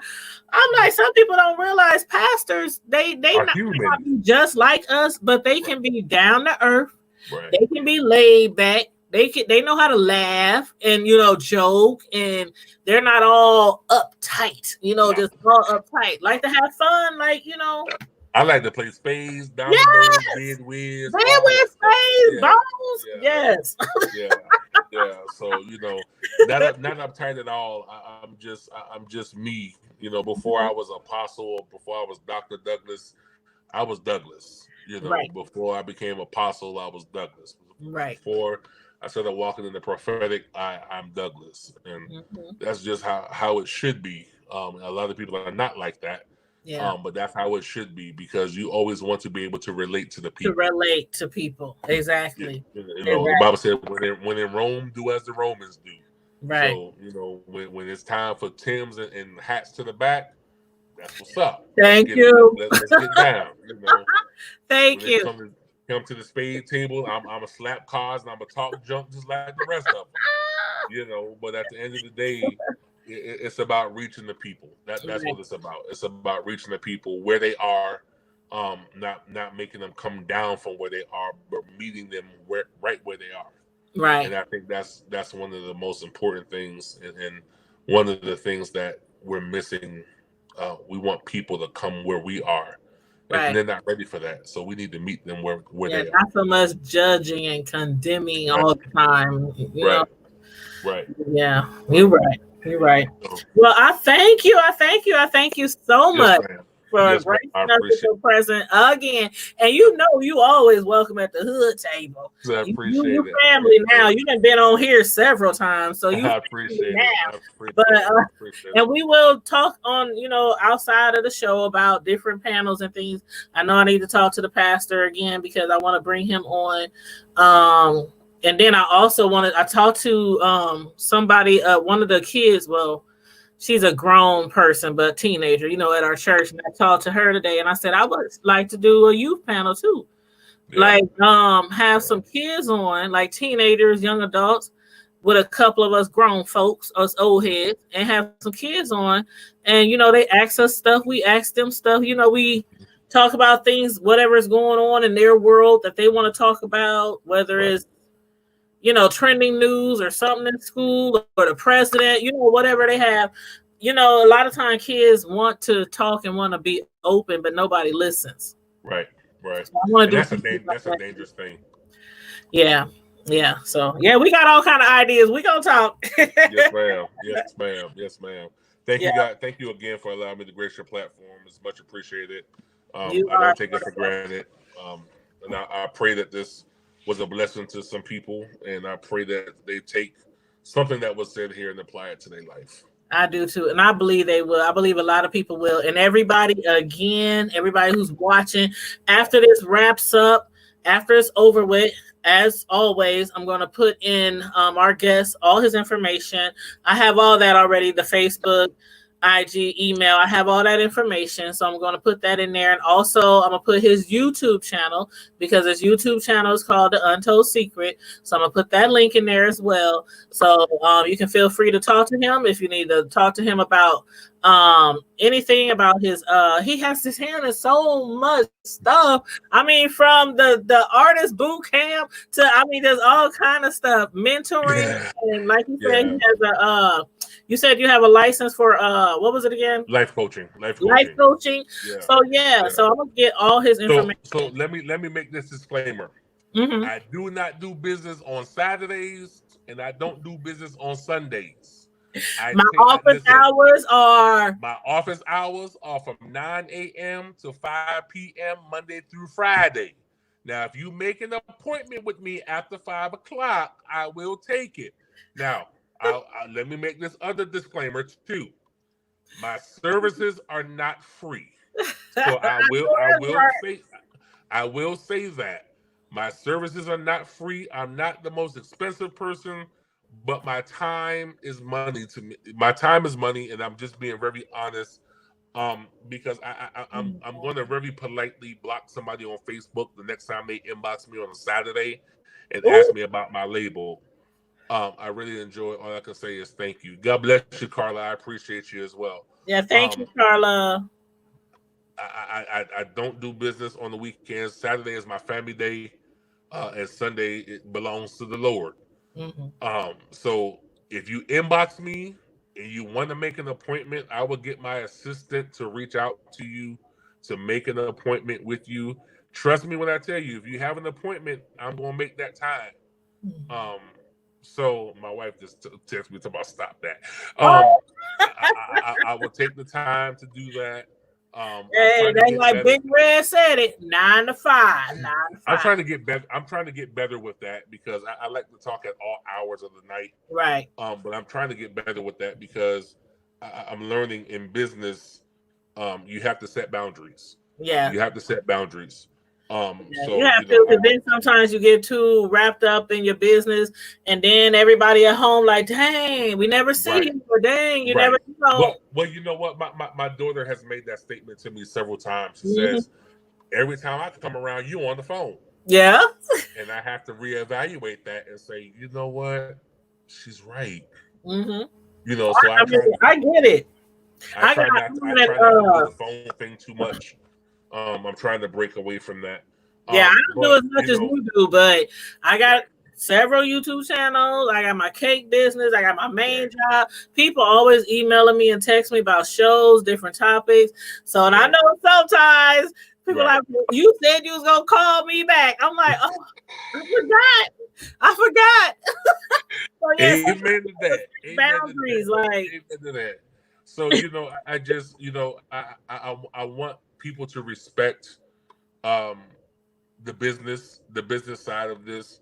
Now I'm not untouchable. Let's get that very clear. I'm not untouchable. But it takes time and money. Just like a church,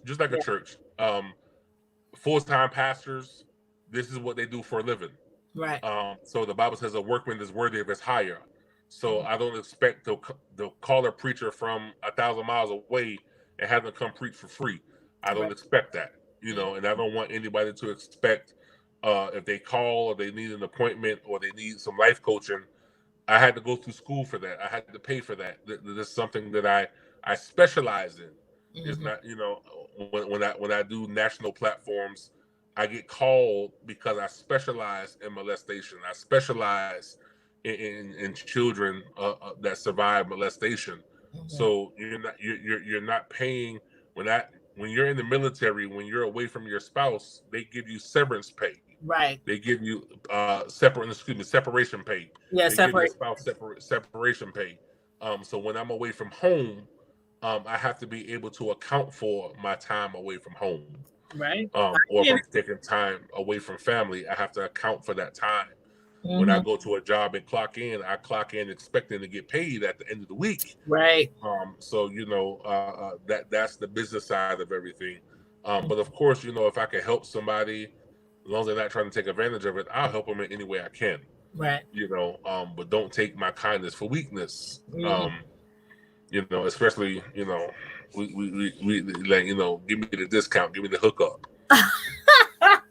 Like Carla B was saying, if I buy a bundle, do I get a CD? But you know what's funny? You can't even do your whole head with a bundle. You need at least 4 bundles. I need about 4 horses. Right. And the closure. Let's talk in the closure, okay? Unless you buy the wig, then I sell them good no pin lace front wigs that you need to send me all that information, because every time we do something together, I like to always make sure that I'm promoting I appreciate it. Like I'm always promoting, and I promote on Facebook, IG, all that. So yeah, I mean, my thing to me, most people who know me or done stuff with me knows I'm all about support. Amen. Anybody who supports me, they know they can depend on me to support them back. So I mean, I know that to be a fact. When you was like, I want to do the red carpet, I was like, huh? Okay. So I believe that 110%. I believe in that too. If we're in cahoots and we're doing business, let's do business and support each other. It's not about who doing the most. I'm not about the competition thing. I ain't in that barrel in the bucket mentality. I ain't in that. I ain't in that. Right. Because your lane is your lane. I don't know how to run a YouTube channel, so I'm not gonna do that. I called you the other day. Hey, you know how we can I don't know it. And I don't know how to manage no artists and rappers and country singers and R&B, but I can bake and decorate a cake like like it's going out of style. So yeah, everybody has their own lane, and we just got to know our lane. But if we can help each other and support each other, we should. Right. I mean, it's always room. The Bible says your gift will make room for you. So it's always room at the end. If I'm in Omaha, I know who to call to get a cake made. You already know. So you already know. If you know an artist that's trying to do music, you know who to call. Exactly. So it's all about my network equals my net worth. So my network is full of millionaires. So, sure, I know that's right. I'm trying to be like you when I grow up. Nah, don't be like me. Be better than me. Sure. Be better than me. Be better than me. Don't be like me. Millie. Let me get my first millie. Sure. Listen. I'm looking for an investor right now to invest in my plate. So it is what it is. Don't forget about the little people. I can sing a little bit. I can sing a little bit. I ain't gonna forget about you. You know, and that's one thing I promised God. If I ever became, when I become, I ain't gonna say if I become, when I become the multimillionaire that I know I am, I'm definitely gonna take some people who trying to do right with me. I'm not taking no coattail riders. I'm taking people that was there from day one, that was ride or die. You know, that knew my story and knew what I faced, and I'm gonna take them with me because that's going to be probably the only time they ever have somebody who genuinely care about them to take Thank you. Thank you. And they ain't just with you because of what you got. Right. And that's why I'm glad. That's why I'm glad I married. I'm married to my baby because she was with me when I ain't have nothing. You know, and we growing together. That means, you know, so I and mean, she does seem like a beautiful, sweet lady. She is. I can't wait to meet her again. She is. You know, I look on my wall and I look at our LLC. I look at our certificate of existence. Look at our business license, and both of our name is on there. I'm very proud of that. Oh, and I'm very proud of that. You know, so you I told her, I said, babe, this is just the beginning. I gave her some homework today. I said, you need to come up with a name for your lip gloss line because it's launching in 2021. Right. You ain't got a choice. And don't have me on YouTube talking about my lip gloss is popping. Shoot, I'm a represent. I'm a represent. You know, that's what the guys call it. They call her Miss Lip Gloss. That's what they call her. Marcus in the group, he call her lip gloss all day long. Oh, time for he call her boss lady. Networking. I'm all about networking. Sure. Yeah. So her lip gloss line will be launched in 2021 along with the eyelash line. I got you know to send me the information, and you know. Yes, ma'am. Yep. So we got some big things coming up 2021. National tour coming up 2021 with the Chosen Few Omaha and the new group that I'm getting ready to sign. We're really we're gonna hit the road hard. Yeah. So the boys probably won't be home, but maybe 4 months out of next year. Hey, they gotta do the thing. They gotta do the thing. Yeah. So get out there and grind. Hard work. It takes hard work. That's why a lot of entertainers and artists, rappers, that's why they don't last. They don't have that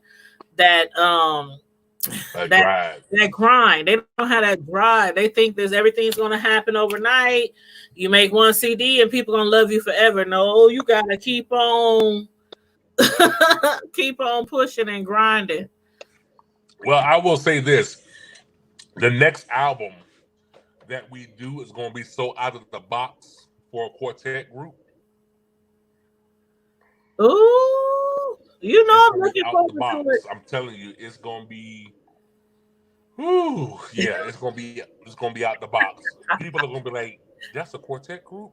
Yeah. I'm telling y'all, I'll be bragging on y'all all the time. I'll be like, man, y'all gotta get this gospel CD, the Chosen Few. The CD is, I know it's a gospel CD, but it's hard. Yeah. It's the truth. It's lit. I love it from the beginning to the end. The whole CD is lit. And whether you like a really churchy person or not, you would love it. You would love if you love music. That's my thing. If you love music. Yeah, it's definitely you definitely gotta get. But again, I'm gonna put all that information in the box. Do that. And listen, I need everybody that's watching. Y'all need to go to Spotify and add the Chosen Few Omaha to your Spotify account. It don't cost you nothing to add them to your listening pleasure on Spotify. I need y'all to go to iTunes, Amazon Music, download Get Right by the Chosen Few Omaha. I need y'all to do that for me. If y'all don't do nothing else, do that for me. Go to your Spotify, go to your Amazon Music, go to your iTunes, and get the Chosen Few of Omaha. Get the Chosen Few of Omaha. Chosen Few Omaha, Get Right. Again, adding them to your Spotify account don't cost you nothing. It's just pushing a button to add them as a listener. That's right. I need y'all to do that for me, if y'all don't mind, please. If this was a blessing to you, I need you to go add them to your Spotify account tonight. Exactly. And if you were blessed tonight, and I know y'all was blessed tonight because I was blessed tonight, and I'm telling you, you are, I don't know if it's cliche to say you are like a miracle, because a lot of people who've been through that, a lot of people who've been through less than that, right, have never had the drive to even try to go as far as you have, as far as goals and dreams and accomplishing things. And it's amazing. Your story is amazing, and I hope this reaches a lot of people. And when that book hits the fan, you better let me know. Oh, one more thing. Put the link. Y'all, this young lady who's doing this YouTube live, she got a Cash App that's on her page. Y'all bless her. Sure. I'll put my little Cash App up there. Hold up. What she does, it costs to do what she does. There it is, right there. Hold on. It costs to do what she does. I need y'all to bless her. Somebody else already sowed a seed tonight to her. I need y'all to do and that. I appreciate it. I need y'all to do that for me. I don't want the blessing. I need to pass on the blessing. Thank you. I appreciate it. So y'all bless her. Because she bring y'all good stuff on Fridays and other interviews, and she go live talk about stuff. We do all kinds of stuff on the hood table. y'all need to sow a seed to that. Yes. And make sure you subscribe to the channel, especially if you're new here. If you just came here tonight for the interview, we do all kind of stuff on our channel. This is the hood table where any conversation goes, real stuff. Have you reached 1,000 subscribers yet? Yep, we just did. Matter of fact, we're at I think right now we're at like 1,100. Okay. So now we're about to get reviewed to be monetized, because once you reach 1,000 subscribers and once you get 4,000 watch hours, then YouTube automatically moves you to the next level. They review your channel and make sure it's not no crazy channel, and see if it's good enough to be reviewed. So that's our next step right now. But with the coronavirus, a lot of YouTube, like a lot of their staff, got behind it. So it's a little slower. So we might have to wait like maybe a week longer for them to do that, but it's coming. It's coming. Okay. And we're gonna have a celebration. We're going to do a live, and we're going to celebrate with all of our, our family, the Hood Table family, our subscribers, our supporters. Good. Yep. Good. So we get monetized. Good. That's a good thing. I'm waiting for it. Hopefully it'll be within the next week. Okay, cool. Beans. So I do appreciate you. I appreciate everybody who supports us all the time. I really do. Yes, ma'am. Yes, ma'am. So y'all be good. I'm gonna get off of here. I'm about to be fat. I'm about to go eat a honey bun and go to bed. Oh, I need to find something. My son bought me some Oreos home earlier. I said, "Oh my God, wow! Where's the milk? Where's the milk?" Yeah. So I'm about to get a glass of Kool-Aid, eat me a honey bun, and go to bed. I have a meeting. I told you I don't do business on Sundays, but I'm making an exception because so I have a meeting tomorrow with my new group. Okay. To discuss some things with them. So I have a meeting tomorrow, and we're gonna relax. I might grill tomorrow. Yeah. Well, save us some scrimps, because you always got some scrimps on the grill. I'll be watching on the live, like where the scrimps. Look, me and my daughter, now my wife starting to eat them too. Me and my daughter be tearing them things up, man. Ooh, I love it. I love it. My oldest son, he's not a seafood person, but my youngest one, we be throwing down on some scrimps. Yes, sir. Yes, ma'am. Yes, ma'am. So I didn't get to do it today because it rained. But God bless you guys. Thank you, sir. Thank you again so much for having me on your platform. It was a blessing for me. I hate and you were a blessing to us, and we appreciate it. Yes, ma'am. So Hood Table. Peace. We out. Go play that music for me so I can start, about some. Oh, you want me to play the music? Yeah, play the music. Play the music. Play the Hood Table music. Hold on. That's my niece, she did that, right? Okay, yes, ma'am. Yes, my niece. She's a rapper and a singer, and she did that. Okay. But yeah, I'll go out on our Hood Table song. Hold on. Yeah. Here we go.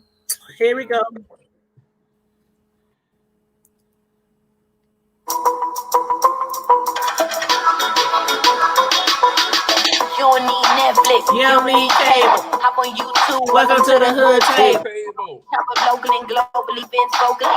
You don't really wanna miss out on these conversations. Just joke a little, laugh a little, get that wine in your system for your glass a little. Expose current events, talk trash a little. You never know, these opinions might clash a little. Get addicted to the content. Got them binge watching. You don't like it, then you want to invite it. Bet your friends watching in the house and your job parking lot before you clock it. I don't wanna miss a second of this HD content. Everybody think they got something to say, so it's an open invitation, bring it to the table. But if you come whack, just know we ain't buying in. We gon' probably turn you back until you start again.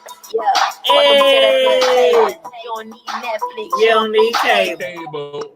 Welcome to the hood table. Netflix, you don't need cable. Thanks everybody for tuning in tonight. Thanks everybody for supporting the video. Make sure you share the video. Make sure you like the video. And make sure you subscribe to the channel. Please and thank you very much. Become a part of the Hood Table family. And again, I will put all of Douglas's information in the description box and in the comment. I'll pin it to the top of the comments under the video. So on that note, everybody, in the meantime and in between time, stay safe, be blessed, stay healthy, and we out. All right, peace. Good night.